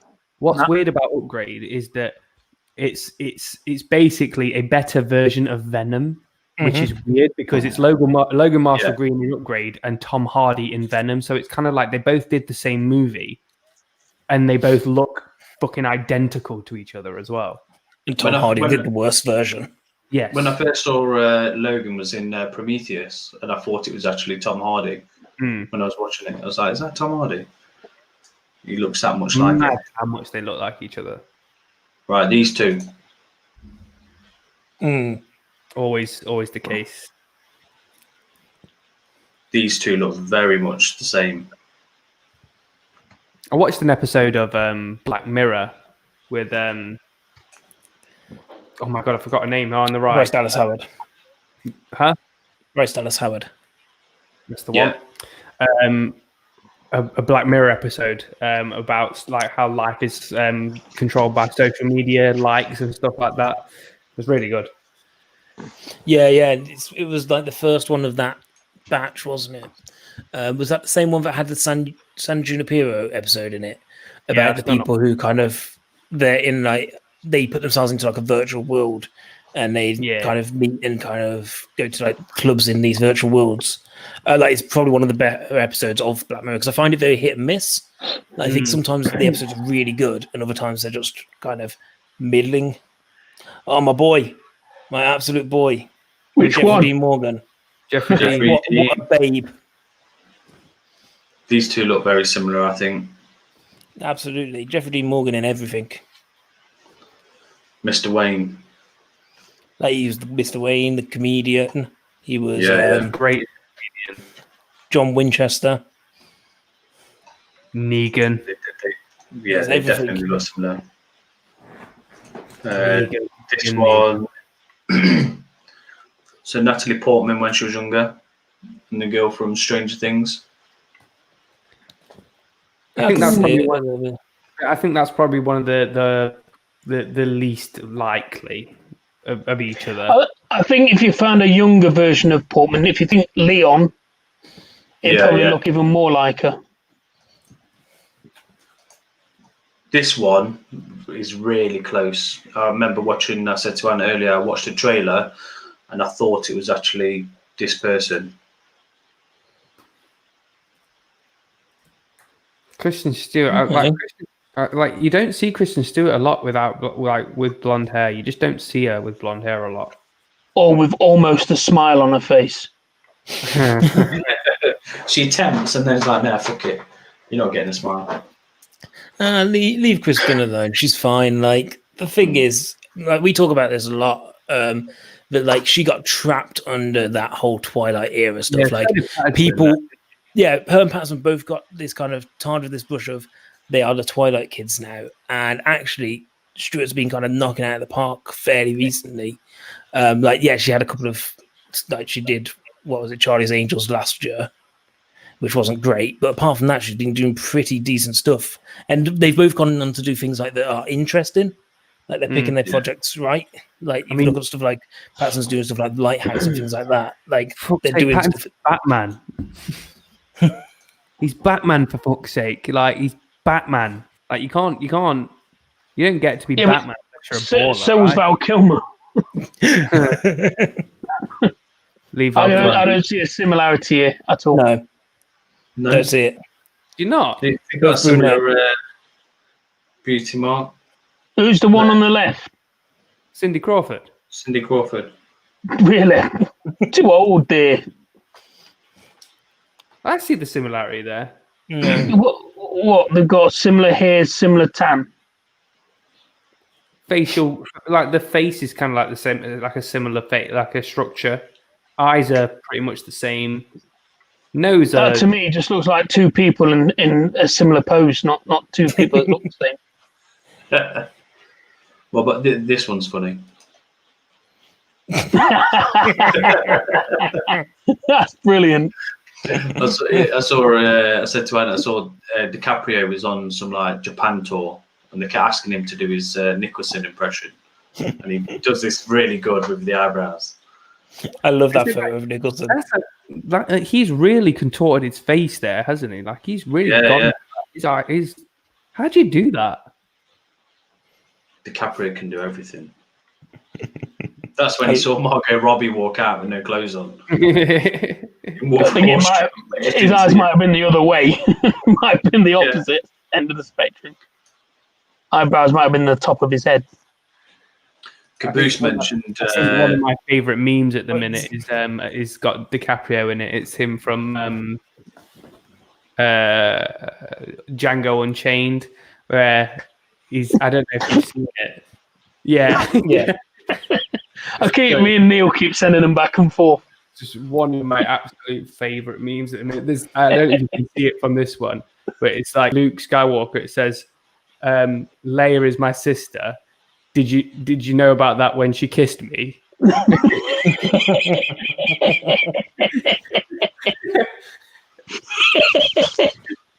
It just roll. The thing is, Nicky, I think you've missed like one of the most close doppelgangers, which is Amy Adams and Isla Fisher. I almost put that up earlier. They look so alike. It was used in Nocturnal Animals. Katy Perry and Zooey Deschanel. Yeah, I used to like that. One for the English folk. Wayne Rooney and Juan Mata, not actors, footballers. Look at them on the football pitch when Matt has got his beard. They look very similar. Obviously, it's Wayne Rooney and Shrek. Yeah, I thought you were going to say Shrek. To be fair, no. I'm sorry. Can we just address this? Yeah, I just spotted that. Perfect. That's an attention grabber. Could you imagine? Oh, it's because we completely missed Caboose's comment about Madonna from Dick Tracy. And I wish she'd left me with a watchable film. Very good. She is fit in that film. I'd love to see Rick Astley just doing the kind of a Thanos speech, just like, I'm no stranger to love. You know the rules. I think Pacino should have voiced Thanos. He's just been screaming all the time, like in Dick Tracy. Did you watch Dick Tracy? I've seen it. It was shit. I can't believe he's got an Oscar nomination for it, though. That's ridiculous. Yeah, it must have been shit films around at that time. Let's see what was out. So Barry says Dan obviously hasn't been to the optician since way before lockdown. Why? Am I right in saying Dick Tracy's the one that Warren Beatty owns the rights to and literally won't sell them on to anybody else? Yeah. And he's still determined to make a Dick Tracy movie where I think he is Dick Tracy. Yeah. I think I think you're right. I think he's been like holding it back for. I think they've been trying to make a sort of remake of it, but he's got all the rights to it, I think.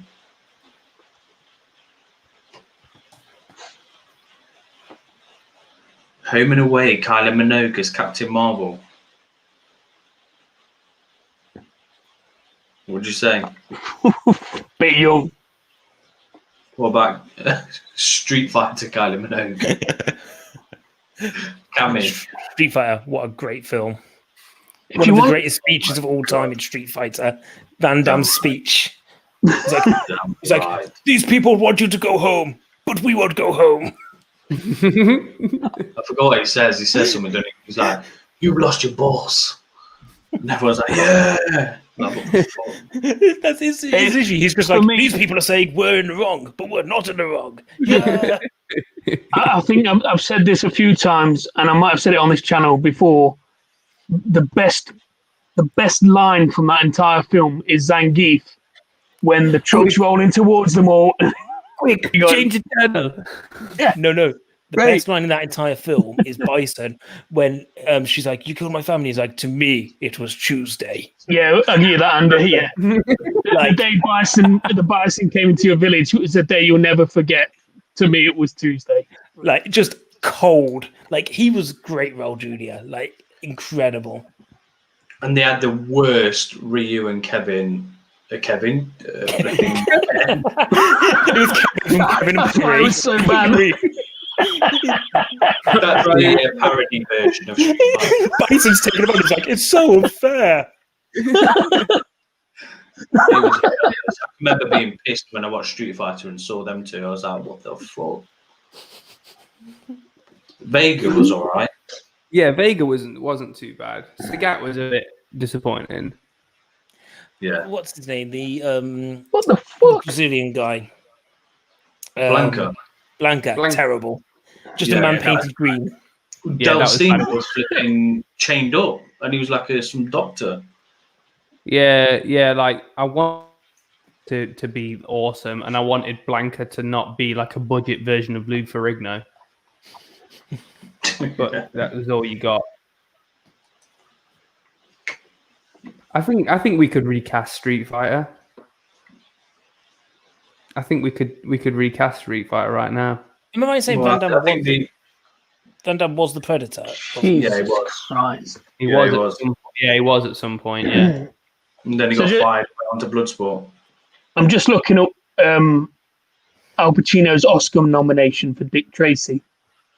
Actor in a supporting role. Right, so you got Graham Dean from Dances with Wolves, Andy Garcia from Godfather Part 3, Bruce Davison from Longtime Companion, and obviously the winner Joe Pesci from Goodfellas. Okay, now. That's ridiculous. That's such a good movie as well, by the way. Goodfellas. Love Goodfellas, mate. Great film. It's great, but it's one of those that I'm not sure whether I'll go back to. Pesci in Goodfellas is just so unbelievably ruthless. Dick Tracy had 7 nominations in 1991 and won 3. Bloody hell. It was the Lord of the Rings of its time. They won 3. What the fuck? What the fuck? They won for original song, makeup, and art direction. Oh, that's one of the things that I get to lord over Andy like all the time. That Suicide Squad is an actual Academy Award winner. The thing is, it shouldn't have won that year either. Like Star Trek, was it Star Trek Beyond? The makeup effects in that were so much more impressive than we put a little bit of red on Margot Robbie's face. Did you not see what they did with the Joker? Yeah, I did. It was like somebody had a heart attack while doing an art attack. Yeah, it was Oscar worthy. I'll have you know. Like the thing is, it is brave to put the word "damaged" on a character's face to show that he is damaged. Brave. So brave. So brave. Tyson and Balrog. Bravery gravy. That would be a good choice. Hang on, Caboose wants Andy to give us the synopsis of Pulp Fiction before he leaves. Okay, so like, there's two guys. One of them's John Travolta, the other's Samuel L. Jackson. One of them's really into the Bible and will read it to people and accidentally shoot people in the face. The other is John Travolta, who wants to dance with Uma Thurman. They all want burgers and they talk about shakes. And there's a briefcase, but nobody knows what's in it. Oh, and at one point, Bruce Willis is in it and he dies. I think he gets shot in the bathroom. You definitely need to watch this film. Somebody has an anaphylactic shock. You definitely need to watch Pulp And Fiction. they stab him. And she doesn't have an anaphylactic... It's not an anaphylactic shock, is it? It's an overdose. And then everyone drinks orange juice. Hence why it's called Pulp Fiction.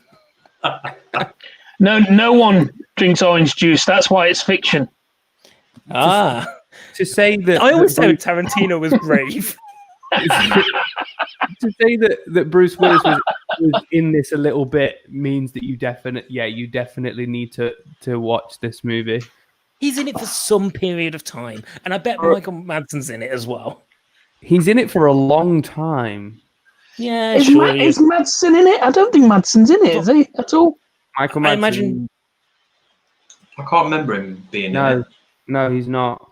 I'll tell you who is in it, Andy. Who gets shot in the bathroom? Somebody gets shot in the bathroom. Is that not Willis? Travolta. Travolta by Willis. By Willis. There we go. That's why I'm getting confused. You know, it's been a long time since I've not seen it. I'm trying to think. It was Christopher Walken's in it. He does a great speech. Christopher Walken is in it. Barry has put up the most prominent thing about Pulp Fiction. No, he didn't.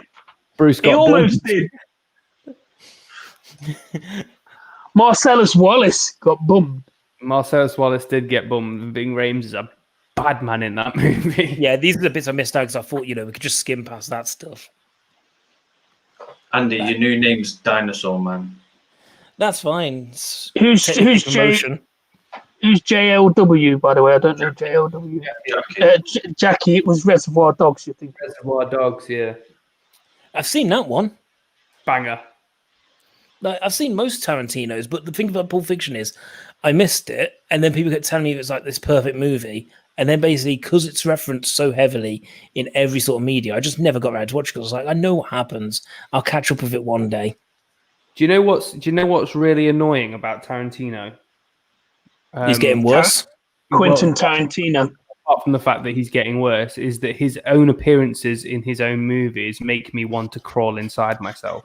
The one in Django Unchained is awful. But the one I think the best one's Desperado.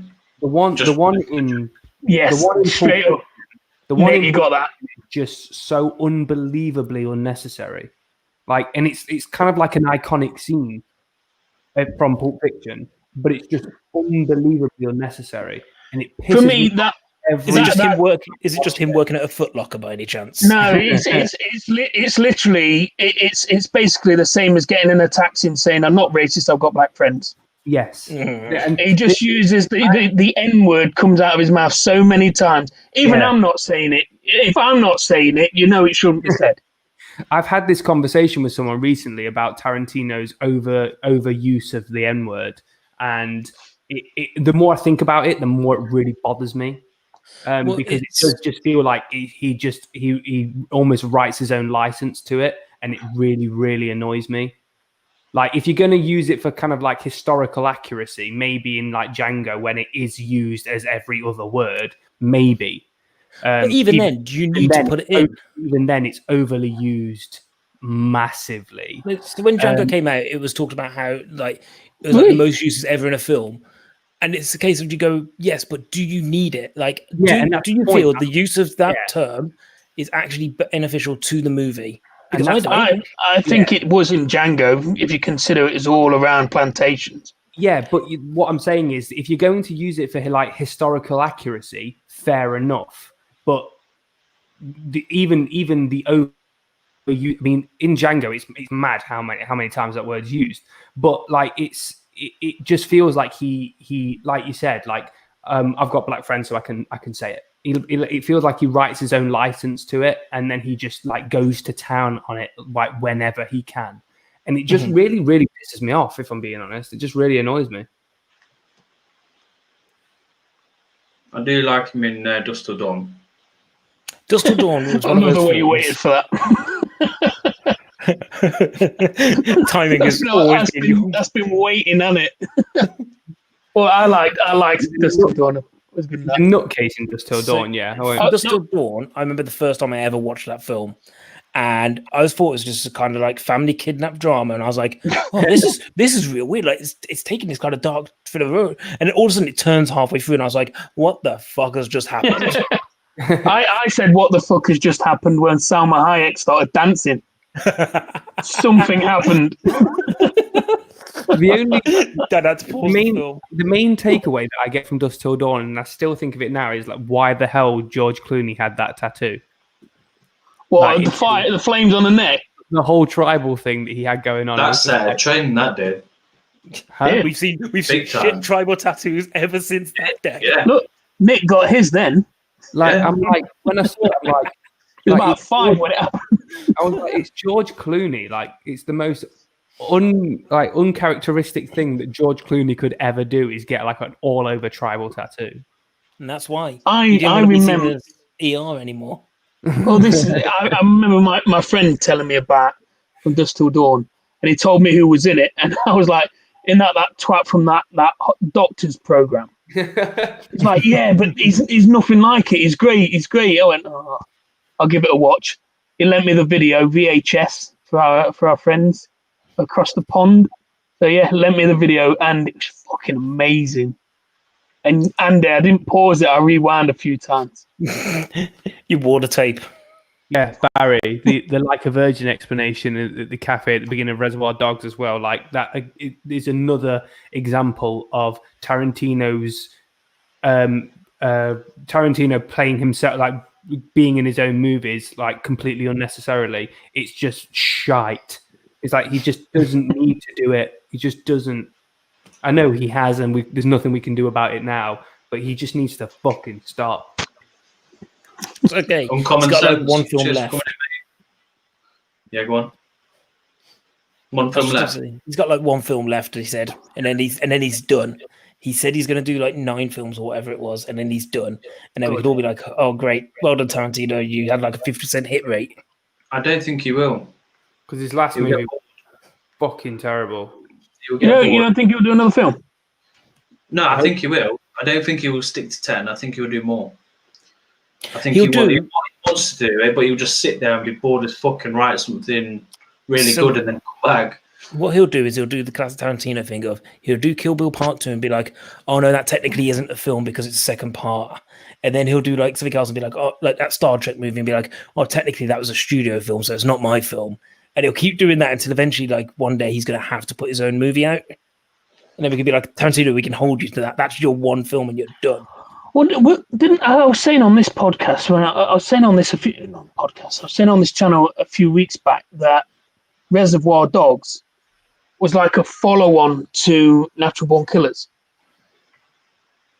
Yeah, I think a few people have said that from what I've seen online. So I'm with Andy on this. I reckon Tarantino will do that. He'll definitely say Kill Bill counts as one, and then I think he'll try and tie something in. I just think. But you know what? As much as we moan about him, you know, if he does a new film, we'll all be fucking watching it. I mean, I will. Except Andy. Andy might not. I get really excited about watching a Tarantino movie because I love a lot of his movies. So for the majority of it, but the last one was just got me to the point where I was just like, what am I doing to myself? Yeah, well, I really liked Django when it first came out, and I'd kind of been watching Tarantino at that point. Hateful Eight I thought was fine. I didn't think it was anything special. I didn't think it needed to be like 9 hours long or whatever it was. And the problem with Once Upon a Time in Hollywood is even before that film came out, like I thought it was dangerous territory for Tarantino to be messing about with his alternate timelines because, you know, we're talking about, you know, when he talks about Inglourious Basterds, we're talking about kind of old history. You know, it's still recent enough, but we're talking about Sharon Tate murders, which are like fresh, like very fresh, and the effects of that had on Hollywood are still felt today. So it always felt weird about him doing that film. And then I watched the film and went, oh, but you've actually just done a bad film, so it's fine. Amen. Like, I just think I really didn't like Once Upon a Time in Hollywood because I just think it's self-indulgent. That's exactly very self-indulgent. Exactly what I wasn't indulgent, pretentious shit. For me, apart from DiCaprio and Pitt on screen, I thought they were both brilliant. So the part with DiCaprio playing in the movie, within the movie, Brad Pitt's fight against Bruce Lee, and then the final 10 minutes of the film where Brad Pitt. That film was that film was brilliant. Everything else was just trash. I think the best part was the little girl talking to DiCaprio. Yeah, was probably the best. That was good. Like, apart from that, I agree. The problem is with that movie is like the acting in it is superb. Like Pitt and DiCaprio are absolutely superb in that movie, but that's not enough to hold. It doesn't have its own legs.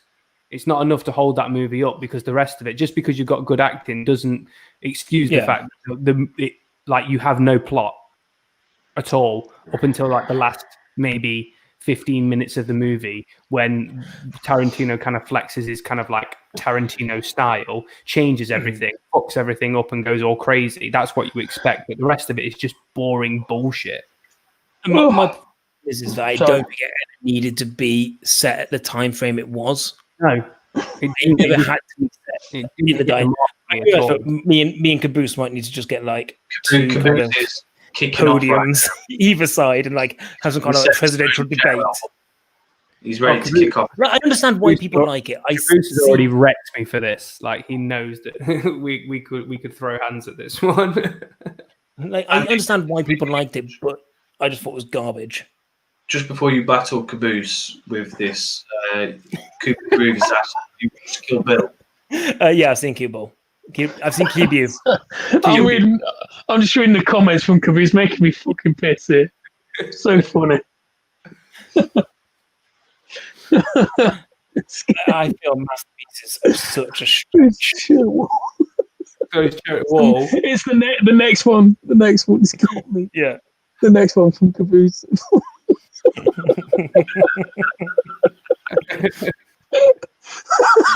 He's about to go.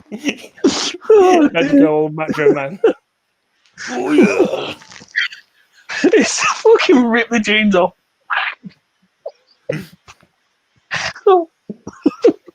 I'm just so glad I'm in familiar company with this movie for once because I'm glad you had fun, Caboose. Because everyone I talk to about it, they're like, "Oh my god, it's a masterpiece," and I'm just like, "No, it's not. It's not." I'll argue I'll happily. So I just saw Caboose's last call. Not a stretch. You're a stretch. You're a stretch. I have lost. I'm sorry, guys. I throw in the towel. I am a stretch. Once upon a time, it never felt earned. It was one of those 4 subplots that never resolved the Exactly. I pretty much said that in my review of it, Luke. Like, know what? He might just be quoting your review. It might be. Okay. Because that's pretty much exactly what I said.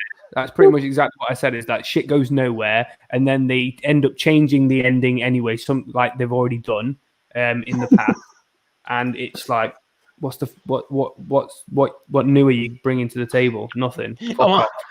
If he joins this, I might just sit back and watch. Bruce is just throwing like what he's like the kind of drunk guy, like just throwing wild haymakers, just like I've got this, guys. Like take it all. I just want to see him come on and argue with a picture of a dinosaur. It's why I don't show my face, my unpopular opinions. Like people will hunt me down.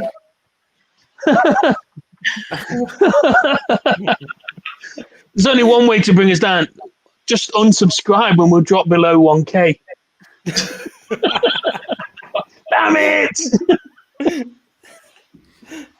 Told you should never have brought me on, Nick. Oh, he's actually in. He's in. Here he is. Caboose is in the house. Oh, it's picture against picture. the clash you've all been waiting for. I'm taking you all on all at once. Go on, Caboose. What's your argument for a masterpiece? Like what's the goal?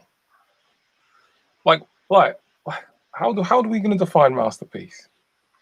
You said it was a masterpiece, mate. What's your definition of it? No, you guys are disagreeing with me. I will follow your parameters of you. Okay, so you say it's a masterpiece. I would not hold it in the same regard as. I don't think Once Upon a Time in Hollywood falls into my top 1,000 movies.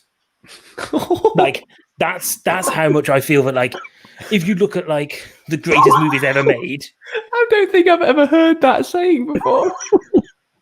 1,000. But I genuinely think I could name 1,000 films I would much rather watch than ever having to sit through that film again. Yeah, but I'm not your girlfriend. I don't care what you like. This is why I'm single. Nobody has to care what I like. Well, there you go, guys. Are you going to take the word of a single man over? Anyway, so what are like masterpieces? What does it take to be a masterpiece? We're talking like epics. Huh? Be good. Good. What about being naughty? Can you be naughty and be a masterpiece? Are you about to make the argument for Bad Santa to be the best masterpiece ever made? I'm willing to go on that road with you. Is Home Alone a masterpiece? Of course, Home Alone's a masterpiece. Yeah, Is Die Hard a masterpiece? absolutely. What's that one? You're naming good films right now. Lawrence of Arabia. Never seen it. So that's not in your top 1,000 either, is it? Oh no. We'll make it. Look, yeah. It's close. It's closer. You went into that movie with your popcorn and your sweets, and you was like, "I'm going to feel really good. This is going to make me feel really good about myself." Right? What you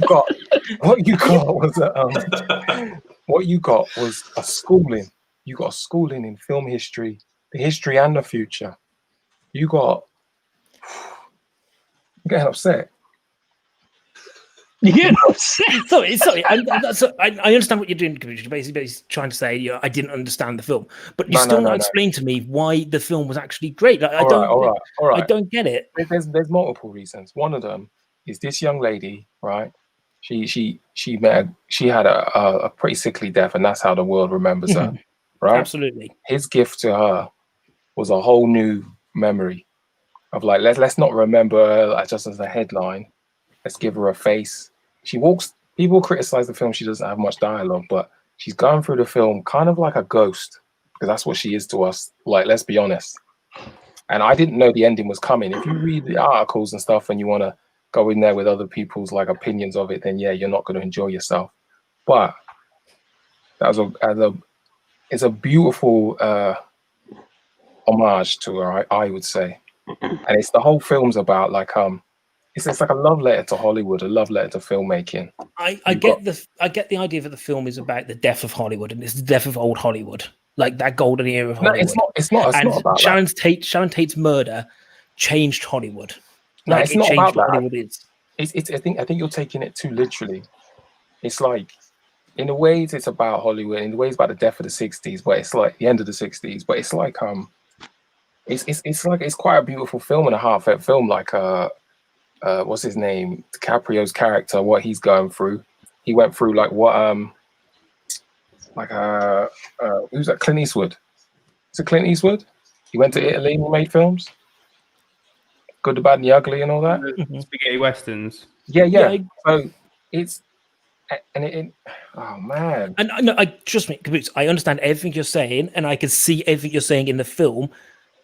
But also, you can't then say, "Oh, this is great." If basically it's written by one of the most self-indulgent writers who needs an editor, like he's a man who needs an editor because he doesn't have one right now. Like original ideas will often get thrown out by people who who are just happy with the world as it is and who think they know everything there is to know about things. Like we do have we have plenty of traditional narrative films, and like there are films which don't have like a straightforward like I'm going to learn a lesson at the end of this, and they're multi-layered, and the lesson might be. I've never come across one. Okay, like did you watch Boyhood? Have you ever seen Dazed and Confused? Have you ever seen? Do you know what I mean? Yeah. But like the thing is, like to cast aspersions on the kind of films that I enjoy, just because I didn't like Once Upon a Time in Hollywood, is a bit rich. Like I just think that Once Upon a Time in Hollywood it's overly long, it's self-indulgent, and the Sharon Tate subplot isn't needed. You could tell the story of Leonardo DiCaprio, which is the interesting stuff in this story, that if you edited properly and you had a better style of putting it, that's the interesting part. And if you leave the other stuff out, actually a much better film is created. Instead, you kind of have a film that includes all that for shock value, because that's what Tarantino's built his career on. There has to be a shock in it. I'm jumping in because I completely fucking agree with you, Andy. I absolutely agree with you. I'll take you on as well. Come on. I think if you take the next door neighbors out of that entire film, I think the film's better. Look, you're going off assumptions about what he did, or he's this type of person and he needs an editor and all that. It's like so let's be honest. Did you go into that expecting to be entertained and you want to have fun? Yeah. Just because you like Pulp Fiction, don't go into that film thinking this film is for you. I didn't.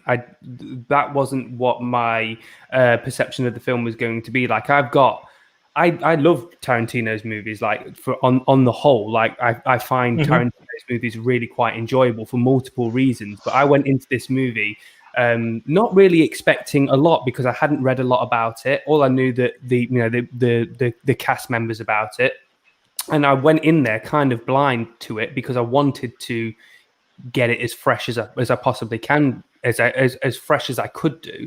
My issue was that the majority of it just didn't feel like it went anywhere. And I get that you're saying it's kind of like a love letter to filmmaking and a love letter to Hollywood and things like that. And it's almost kind of an homage to Sharon Tate, but it's not something that I think everyone resonates with. Like if you're going to say that is is kind of like a nicer way to have handled things, and it's his way of kind of depicting how things he would have liked people to remember her. I don't think that that's what people are going to take away from this. I think they're going to take away the fact that there was a crazy mad 10-15 minutes at the end and a lot of boring stuff that happened in the middle. Yeah, but it's like when you're kids and the films for your parents liked were boring. It's like you guys you like hamburgers and you were brought caviar and you're like, ugh, this is disgusting. You drink Foster's and you brought champagne and you're like, Mommy, I don't like it. Are you saying we can't? Are you saying we can't appreciate a good thing even if it was slapped in front of us? Is that what you're saying? I think you said it. Are you basically saying that we don't understand, we don't understand good cinema? I think you understand a slice of good cinema. I think you believe that you understand better cinema because you like this film. But that does not make this film intrinsically better. Just because you like it, that's not how cinema works. Cinema is subjective. We can have this conversation. Hold on, brother. My point is, you shouldn't judge the film on your own emotions. I didn't say I liked it. I said it's a masterpiece, but I do like it. But what you say is you can give your opinion on movies. I say this movie is not a masterpiece because I think but it is because it hurt your feelings. Yeah, it made me cry. Like that's what happened. It really made me cry. It made me cry in a good way. It made me cry because I went, "Oh fuck, this is what Made Tarantino's me become." cry because had that happened in real life, children may not have been harmed by Roman Polanski. And the thing is, like, Ant makes a really good point, which is the fact that anybody I speak to about this movie, like as a general audience, the point they bring up is, "Oh, the ending is great. Like, it's really long, but the ending's great. Like, and he's got a flamethrower and stuff." It's like, but if what you're wanting people to feel, who are these people? I want references. We want addresses, not dresses. I'm sorry, I didn't go for Harvard referencing. What I think you're saying is, by and large, I think the average viewer of this movie has this reaction to it. This is what we're going by: average viewers, average people. What does the average guy on the street think of the Mona Lisa? Depends I think the majority of the world are average people, aren't they? Yeah. What does the average person think of like a Rothko? What does the average person think of like Picasso? The thing is, I think they think maybe like I do, that experts have determined the value of something. And they think like, "Oh, I got one of them on my fridge. My niece did for me." The thing, just because somebody appreciates the Mona Lisa, and I look at him and go, "Oh, it's a picture of a woman," that doesn't make me not understand art. I might not just understand that picture, or might just not like that picture.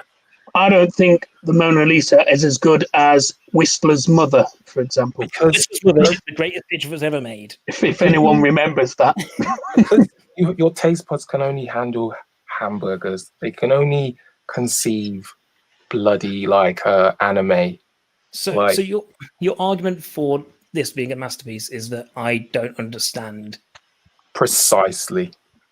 This is an absolutely flawed argument. I'm going to Wikipedia and I'm writing a transcription of this conversation to prove that film is a masterpiece. This is classism, then. Yes. Your argument is for classism. Which is that people can't go into a movie and watch it and enjoy it for what it is, and take out of it what they get. In fact, everyone has to believe this heightened belief that all movies have to have this value. Shall I go down to the hospital and tell them that they need to cure COVID with crayons? And I say so because my opinion is valid, and don't dismiss it because I'm not educated in medicine. Yeah, but just because you're educated in medicine, using that is that just because you might be educated in film doesn't make your absolutely 100%, does it? Well, it's just reference, isn't it? That's my point. It's like, yeah, but you're saying your opinion, well, maybe not you, but an educated person in film's opinion holds more value than other people's, just because their opinion is their own. In determining whether it's a masterpiece, yes. Determining whether people will enjoy it, no. But that's absolute whataboutery, though, you've used.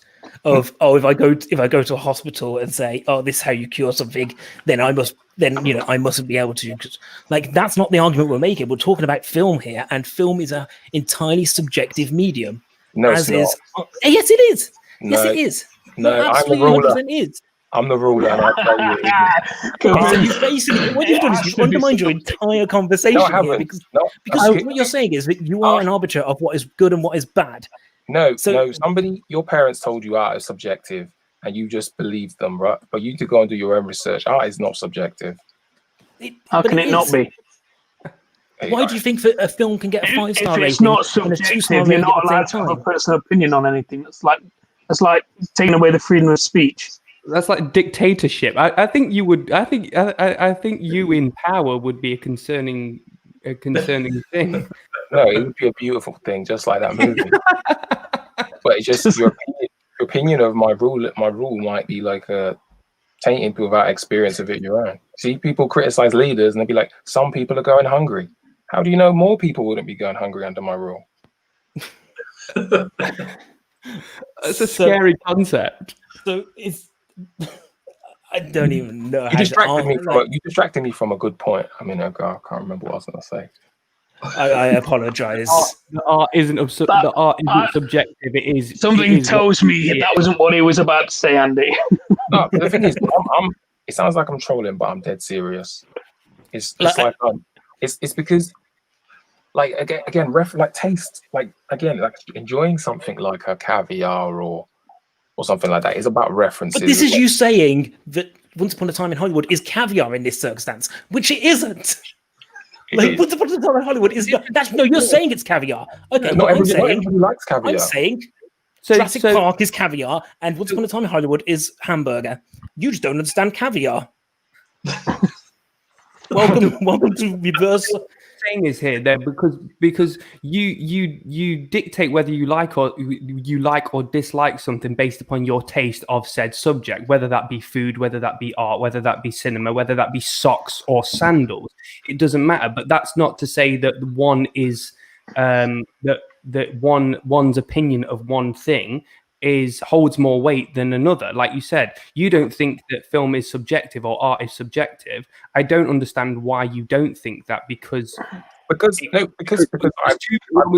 us having this debate right now clearly shows that this form of medium is subjective, because there are many people here that with different opinions about something, which shows that it is subjective. If it's not subjective, that means that we would all agree on it. The film is the film. It's like we agree on what the film is, and we agree what happens in the film, and we agree how the film pretty much makes us feel in the cinema. If it makes you feel a bit tense and uncomfortable, yeah. Like I listened to your review on it. Like I left a comment. I actually agree with everything. I agree with everything you just said about the film, but that's what made it great. It's not subjective. That's your opinion of it. But that's your opinion of it. That's why film is subjective, because we can agree everything that happens on it, but you take one thing from it and I take a different thing. That's subjectivity. That's no. The opinion you came to is objective. You came to your opinion. Now that's fact. The film is fact. The opinion I came to is fact. It's just mine happens to be right. You use my own line against me. I use that all the time. It's like, you can have your opinion. It's wrong, but you're entitled to it. I'm happy to say. I think that's. And I'm happy for you to believe this is a masterpiece. Yeah, I'm happy. I'm happy for you to think that this is a masterpiece. I'm also happy for you to be wrong. If I'm being honest, I don't believe you. I think you were lying to me. I'm happy. Like the beautiful thing about cinema is everybody can have their own opinion, and everybody can believe their own thing. And I genuinely believe Once Upon a Time in Hollywood was a waste of my time. And I'm happy for you to believe, you loved it, and it is like, the upper echelons of cinema. That's fine. And the great thing is, none of this matters. I want to say, what does matter was your synopsis of Pulp Fiction, and that was beautiful. Also, a masterpiece. 100% correct. Like, I can agree with whoever put Inglourious Basterds. I saw that on there. Inglourious Basterds was a masterpiece. Like, that film is incredible. Completely agree. Let's agree there. Let's all find common ground in the middle of this Tarantino quagmire that Inglourious Basterds. What do you think's more relative to something being a masterpiece? A film that like the public enjoyed and they love, or my opinion, or a film that other films can be built on top of? Do you know what I mean? Other filmmakers can use what he did and like create films from that. So I think you can have films that have that are inspirational, or medium that are inspirational but aren't great in their original form, but are basically built on. So, for example, it's a weird example, but John Carter of Mars, the story was stolen by so many different bits of medium that, like, Star Wars is inspired by that and things like that. That, that original story is now kind of forgotten in time. And when they went to actually make that film, it failed because we'd seen it all. Yeah. But, it can inspire, great pieces of cinema. Like, Star Wars is so influential, you can't say that, it didn't create something bigger of some of its parts. I agree. Wow. Stop. Sorry, wow. I didn't mean things to get so heavy. Stop. There. No, this is what debate is. I like this. I'd have just liked to see both of your faces as we were doing it. I'm just intrigued to know whether or not Caboose actually put some more trousers on after he tore them off. No, it's a warm night, so it doesn't even matter if I've got trousers on. It's up to him whether he wears trousers or not. Hopefully the chair's okay. Some pieces. Like his heart. As a hand across the barricade, I'll come and I'll help glue the chair back together. Once all this is over, Yeah. we'll go IKEA together. We'll get some meatballs. We'll go back and we'll try and work out those instructions. This happens every week, man. Somebody always says something stupid about one of my movies. One of your movies. Are you Tarantino? Did we really not This is realize where this you all find along? out that Caboose has got a writing credit. I write all the N words. Is that to make it okay to use? Give him the N word pass. Or does he take advantage of that? Anyway, I want you all to imagine me taking my cape. I'm just putting it across my face so you can just see my eyes, and watch me disappear into the night. I thought he said cake. I thought he said taking my cake, and I thought, what's he going to do with his cake? Oh my god! I just cake and eat it. I'm sorry, but that was one of the best debates we've had on these live chats for a long, long time, and it descended into chaos. But ultimately, what the debate came down to was, no, I'm right, you're wrong. No, I'm right, you're wrong. Healthy debate. Love it. That's how all arguments or debates should be. It's definitely how all debates go with me and Andy. And now Caboose is gone. I can have the final word and say, No, guys, I'm right. I heard what Caboose. I heard Caboose. I did hear that you said cape. I just thought you'd said cake originally. I thought it was going to be like some sexual smushing of cake in your face or something. I don't know. So Corrupt films are coming out. What do you think about films like? Who gives a shit about films coming out? I want to talk about Once Upon a Time in Hollywood. Please, no. Let's move on. No, I'm done. I'm very much done talking about Once Upon a Time in Hollywood. No, it was good. It was a good debate. Probably the liveliest one we've had on here since Gwyneth Paltrow's Candle. Definitely. Did you ever get one, Dan? I made one. He created his own. Yeah, but did you ever actually buy the They're true about one? 90 quid, mate. If Yeah, you did get one, I think I'd come around and slap you. They are expensive. To have a bit of a sniff of an orgasm. What does everyone think about Mulan being released on Disney Plus? By the way, Shape of things to come. I think the fact they're going to try and charge people as much as they is it $20? $30. $30. Yeah, it's a lot of money. You got to think about it though. You got How to much think does it about cost to go to the cinema? That might be that might be a lot, but you can have 7 different devices all connected to one subscription on Disney Plus, so they have to make their money. At the same time, yeah, it's that thing of if you rent, I know certain Amazon things, if you rent it on one, you can't watch it on your account on another device. Mm-hmm. So, you might pay like $29.99 or whatever for Mulan and then be like, oh, hey guys, I've downloaded it. You can watch it, but actually no one else can, which means everyone else has got to do it. The thing is, it's one of those things where you go, I understand why they're testing the waters with this. It's never going to make as much money as it would if it was in the cinema. I'm just a bit disappointed that they're doing it with this, though, because I was really looking forward to Mulan. Like, I was really looking forward to their live-action remake of this. And I'm just a little bit disappointed that this is what they're using they're using that tester on this movie. Well, the problem is the investors were getting antsy as well for they're not making enough money. The parks being closed and all that.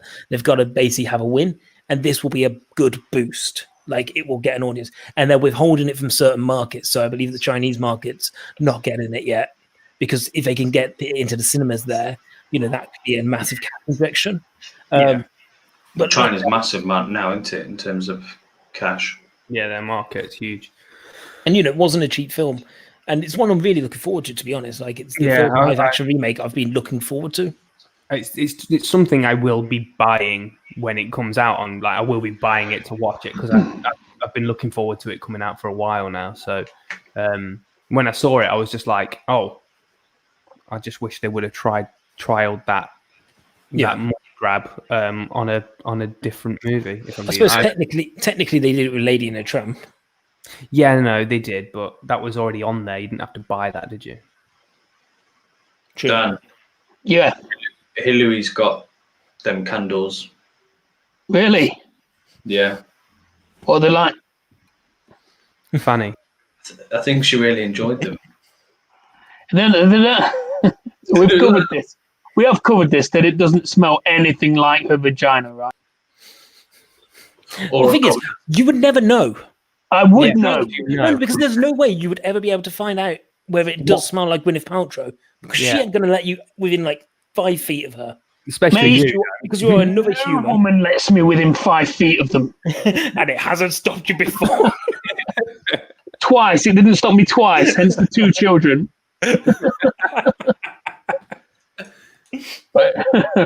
Right, upcoming films. Let's talk about upcoming films. Mulan, yes. I am looking forward to Mulan myself. I'm very much looking forward to Tenet. I know that that's kind of like, when's it out? It's like next week or something like that. Yeah. Very, very much looking forward to that. Oh dear. So Hillary said they were all right, not the best quality candle I've ever bought, to be honest. Bit fishy. Barry's a dirty bastard. We know this. I prefer real veg. Dan agrees. Well, I wouldn't know. I wouldn't know. Dan's virginity is growing back. Happy to keep it as well. I've got 2 children. I don't need any more. Bond's coming out in it. No Time to Die. That's next year now. It's been delayed. Yeah, we're talking about films that are coming this year. And Is Candyman out this year? Andy, didn't you and Alex Alex previously call the Bond movie like Too Young to Die or something like that in one of your podcasts? We've called it anything. Too old, too young to die, too young. Like Me to you, too young to die. It was the Chuckle Brothers movie, yeah. Isn't that now just to me? Oh, you cruel, sick bastard, you. So it can't be that. It can't be too soon. Fucking hell. Been dead a year, if not more. He's Rest in peace, Barry. national treasure, Dan. He's a national treasure. Dan, you know the the bird in Knives Out? The one Bird? Don't know what you're talking about, mate. Do you mean Canada lady? Yeah. Do you know who she's going out with? Oh, Mr. Affleck himself. yeah, she's going to be in Bond, isn't she? She's new Bond girl. What? Batman? Batman? Anna de Armas. Yeah. Affleck's going out with her. Ben Affleck. Yeah. Not Casey. Not Casey, Mr. Ben. See you later, Jackie. See you later, Jackie. Bye, Jackie. I'd say I'm jealous, but fuck it. I'm jealous of a lot of people. I speaking of Knives Out, Jackie. I recently watched that. Yeah, I watched that recently. Not last week, but just the week before. Really, really enjoyed it. Yeah, So I really enjoyed it. Love Daniel Craig in it. Well, Daniel Craig was brilliant. You know who I enjoyed the most out of it? Chris Evans. Bond. Yeah, he was all right Chris then. Evans was having so much fun in that movie. Like everyone is, and it's another film where Daniel Craig is just obviously just having the time of his life. Like, did you watch Logan Lucky? Yeah. Like, Logan Lucky. I didn't get a it's chance not- to watch that. It's not great. It's fun, but Daniel Craig is just having the most fun he's ever had. Like playing this crazy kind of southern criminal. Daniel Craig's southern accent is just aha. He's Foghorn Leghorn. He basically is just Foghorn Leghorn, isn't he? Oh, caboose. I'm glad that we can agree on something. Just dodged another bullet right there, guys. Yeah, I really liked it. I thought it was. I don't know whether or not I found it predictable or not, or whether or not it's been out that long. I've seen that many memes that I kind of figured out who it was going to be anyway. But that's not saying that I think it was predictable. They let it on quite early in the film, though, didn't they? It wasn't. I think that's what I liked about it. Is it wasn't a whodunit. It was just. I like the fact they got it out of the way really early, and then the story was about further on. Yeah, yeah, there might be people that haven't watched it yet, so I don't want to get too much away. It's good though. It's on Amazon. It's on Amazon Video, Amazon Movies, Amazon whatever you want to fucking call it. It's on Amazon. Amazon. Prime, so you can watch it for free if you got Amazon Prime. But then again, it's not free because nothing is. We got dark, isn't it? Speech is free. What's the next Marvel film coming out? It'll be Black Widow, isn't it? at some point. Which is probably what they're doing. Like, they'll see how Mulan goes, and then they'll go, okay, well, if we can do that Black Widow and make our money, we'll do it. But the thing is, you lose so much money doing it for a streaming model. Yeah, I'm not really interested in Black Widow for some reason. I'm really disappointed that that Disney have bought that out. I messaged you, Nick, that they're looking for a studio to take on Punisher. Yeah, you did, yeah. So Disney will not release it. They won't have anything to do with it. So apparently they're looking for someone else to do it. Yeah, because they won't be able to do anything with it.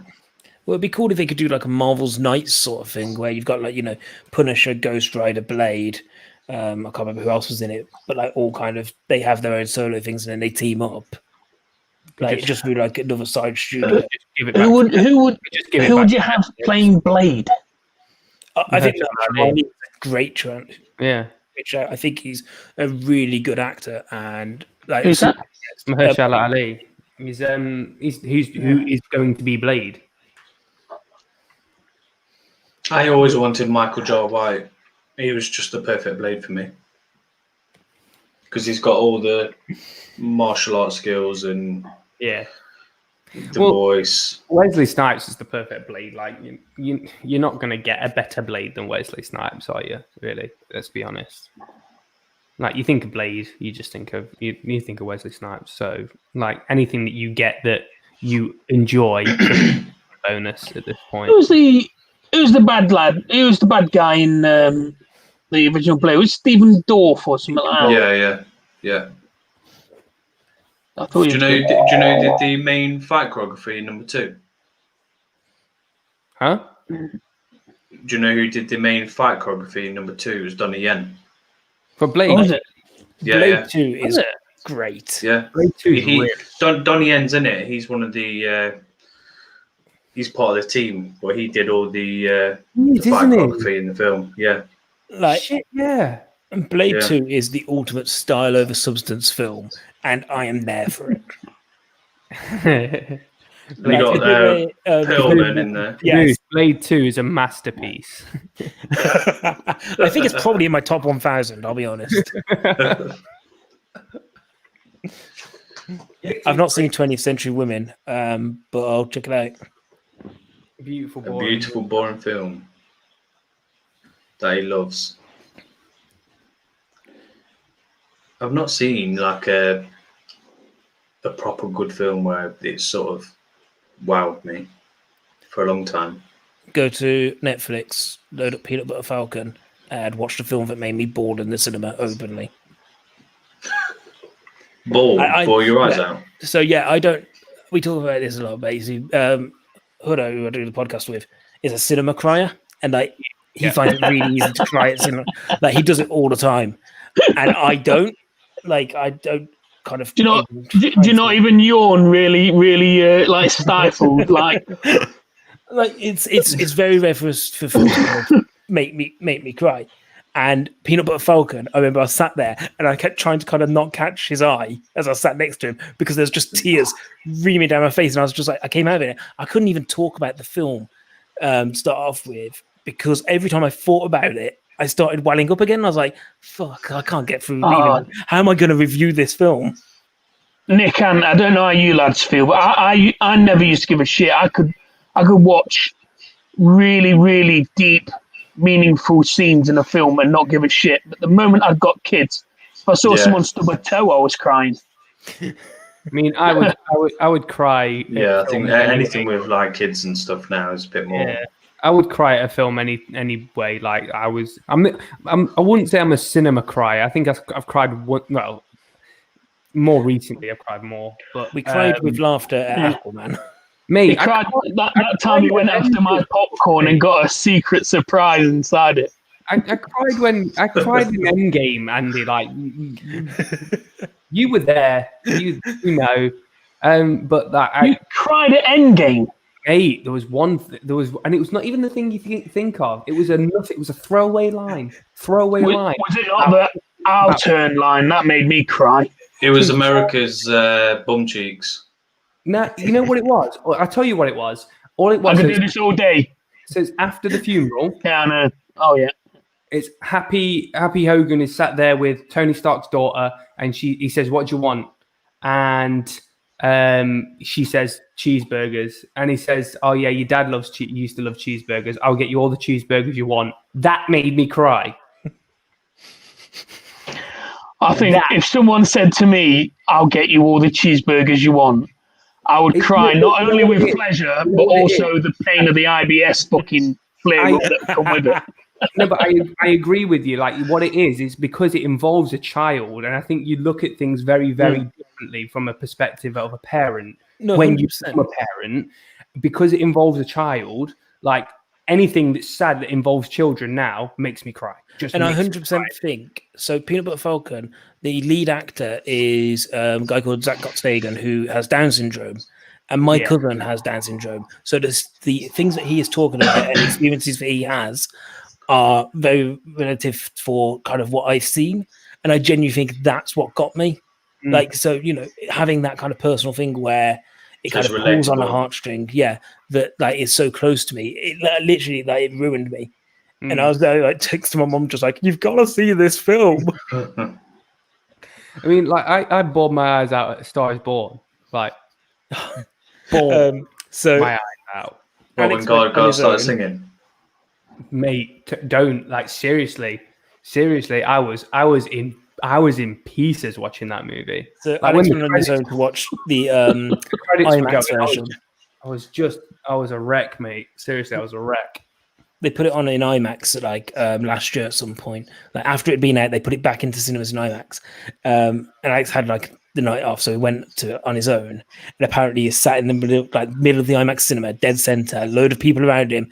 And as soon as his brother comes on screen, his name's Sam. Can't put his name. Mustache Man. Yeah. As soon as he came on the screen, apparently he started crying. At that point, just thinking about how that film played out, he bawled from that point, and it was like, I didn't stop the entire thing. And then he started talking about it. It was like, Florida Project's great, La La Land great. Yeah, I agree with him. I totally agree with him. So I realized that I just started naming films because I saw Cabooses comment just pop up. La La Land was that surprised me. I loved La La Land. I went in it not expecting to like it at all, but I really, really enjoyed it. I fucking hated it. Oh, damn! And I'd quite like a sing-song in a film, but I did not like La La Land. I absolutely loved it. I thought it was great. A musical and Emma Stone. I should have been in my fucking element. But I think I really like Damien Chazelle. I think Whiplash is a masterpiece. Whiplash is incredible. Whiplash, the tension in that movie is it's incredible. But Caboose, just to bring up another one you mentioned, Florida Project. Caboose has superb taste. I just thought constructing a top 1,000 films list. Prepare your inboxes. Florida Project though is absolutely one of those films where nothing happens in it, but it has one of the greatest moments in it of that year by I think it's Willem Dafoe is this caretaker, and he just loses it at one point, and it's beautiful. It's so well placed in a film that is so kind of evenly spread. Didn't we do this a few weeks back where we said what film has made us cry? We've done this. Yeah. Mate, we definitely. One that got me, I think it might have been one that I mentioned at the time. It's Crazy Beautiful with Kirsten Dunst. Can I just say that Hillary's absolute filth? She's going in hard. Not a gagger. Hillary's absolute filth. Like she was just saying earlier on that she loves real vag, and now she's coming out saying that her booze tastes superb and she ain't a gagger. See you later, Hillary. Thanks Well, for the later. film. You won't be a gagger on vag, otherwise you're going with someone from the 60s. Do you know what I saw on? Right. I saw a trailer come up on YouTube, and it said American Pie 9. I was like, Oh, what no. the fuck? I 9 saw films? Yeah, I saw that as well. When you add up like the Beta House and fucking The American Naked Mile. Sucker fucking dick or whatever they want to call it. I don't know. But I wouldn't be surprised if one's called that, to be fair. Yeah, I didn't know there was fucking 9 films. I was like, what the hell? All I know is All the spin-offs. American Pie There's- 1, 2, 3 and the reunion. That's all you need to know. Do you think Stifler's mum might make a cameo at like 70 years old or something? Eugene Levy is probably still in them. Like, I think he was in like every American Pie they made. I think he was, yeah. I Was think he? you're right. Mm-hmm. But he's making In that bank. check, mate. He's cashing in that check. It ain't coming from anywhere else.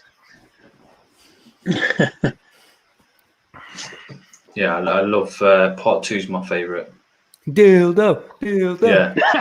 yeah, exactly. It's that. Yeah. It's where Stifler's just like looking through the wardrobe, and he's like, It it's was, just hilarious. the thing is, I fucking hated Stifler in the first one, but he was my favourite in the second one, just for the stupidity. Oh, I can taste the bubbles. I love American Pie movies. They're so juvenile. They're just great. Like it's one of those that it's always on. Like American Pie 2 is always on TV. Like randomly, it's always on TV, and I can never not watch it.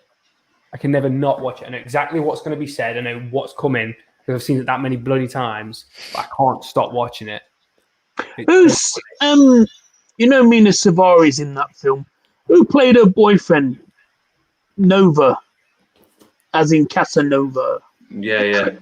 It's something like Chris Klein or something, wasn't Yeah, it? it is, yeah. Chris Klein. How about him playing Superman? You know, Can we big, not? tall, handsome, dark-haired guy. He's still quite big actually. He was in when he I was didn't in, imagine he shrunk. All right, you sarcastic bastard. Sorry, he's in what? Sorry, mate. I've completely forgot what I was saying now, so it doesn't really matter. I can hear myself I'm echoing through you guys. sure he was in a film with Ryan Reynolds where he played a bit of a dick. Oh, you're thinking about Just Friends. Oh yeah, it's just friends, isn't it? Yeah, it's him, Anna Faris, Amy Smart. Sorry, Amy Smart. Yeah, I love that Um, film. Yeah, it's like the guy's like goes back and tries to woo her. Like he plays an absolute dickhead. Okay, Yeah. Amy Smart has just made me think about the Crank. Road trip. one correct road trip. Road trip. That Oh, yeah. film, I was crying in the cinema watching that film. But you basically just got Stifler just in a different movie. Yeah, Well, this means that we can bring up the obligatory mention of the film Rat Race, which is one of the greatest films ever made. Still never seen it. It has Amy Smart in it, Breckin Meyer, Rowan Atkinson, I was just about to say Rowan Atkinson's in that. Wayne Knight, Whoopi Goldberg. I think it has 3 Oscar winners in it, if I remember correctly. John Cleese. I just think of Just clarify for everyone, not for that movie. Not for that movie. I just think of Kathy Breckenmeyer Bates is in in Freddy's Dead. I think that was one of his first films. I think of Breckenmeyer in Clueless. To be fair, Yeah.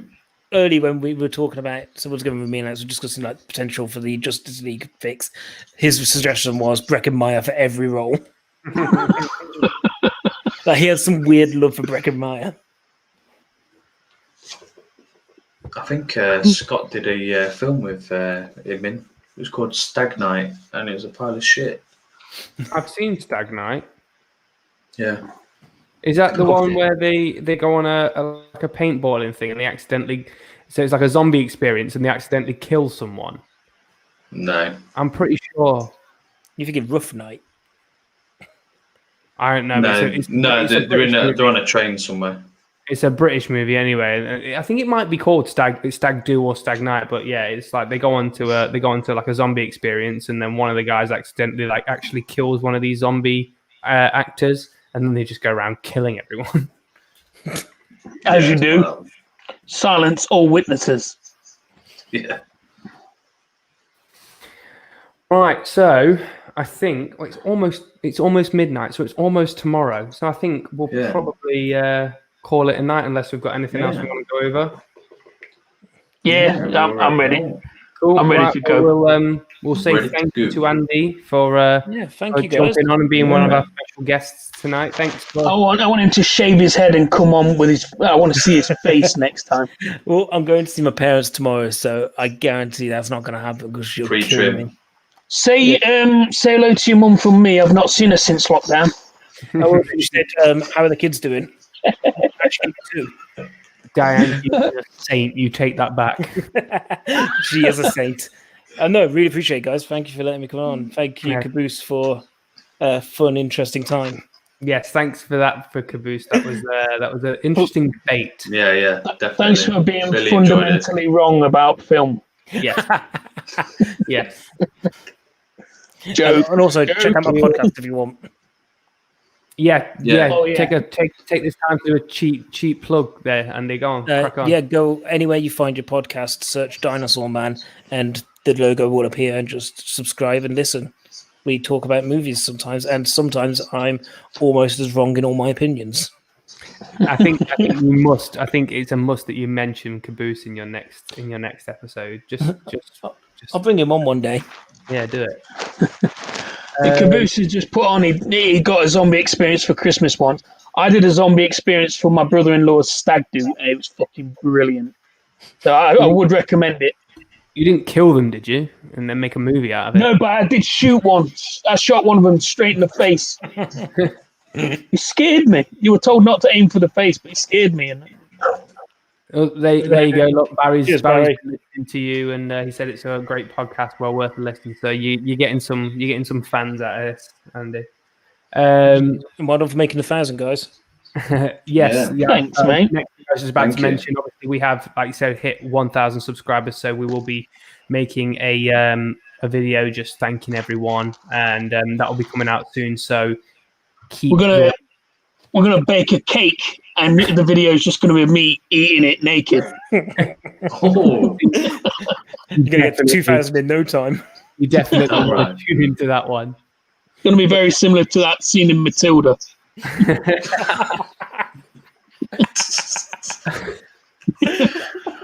Oh God! Right, we'll say good night then. Yeah. All right. Guys.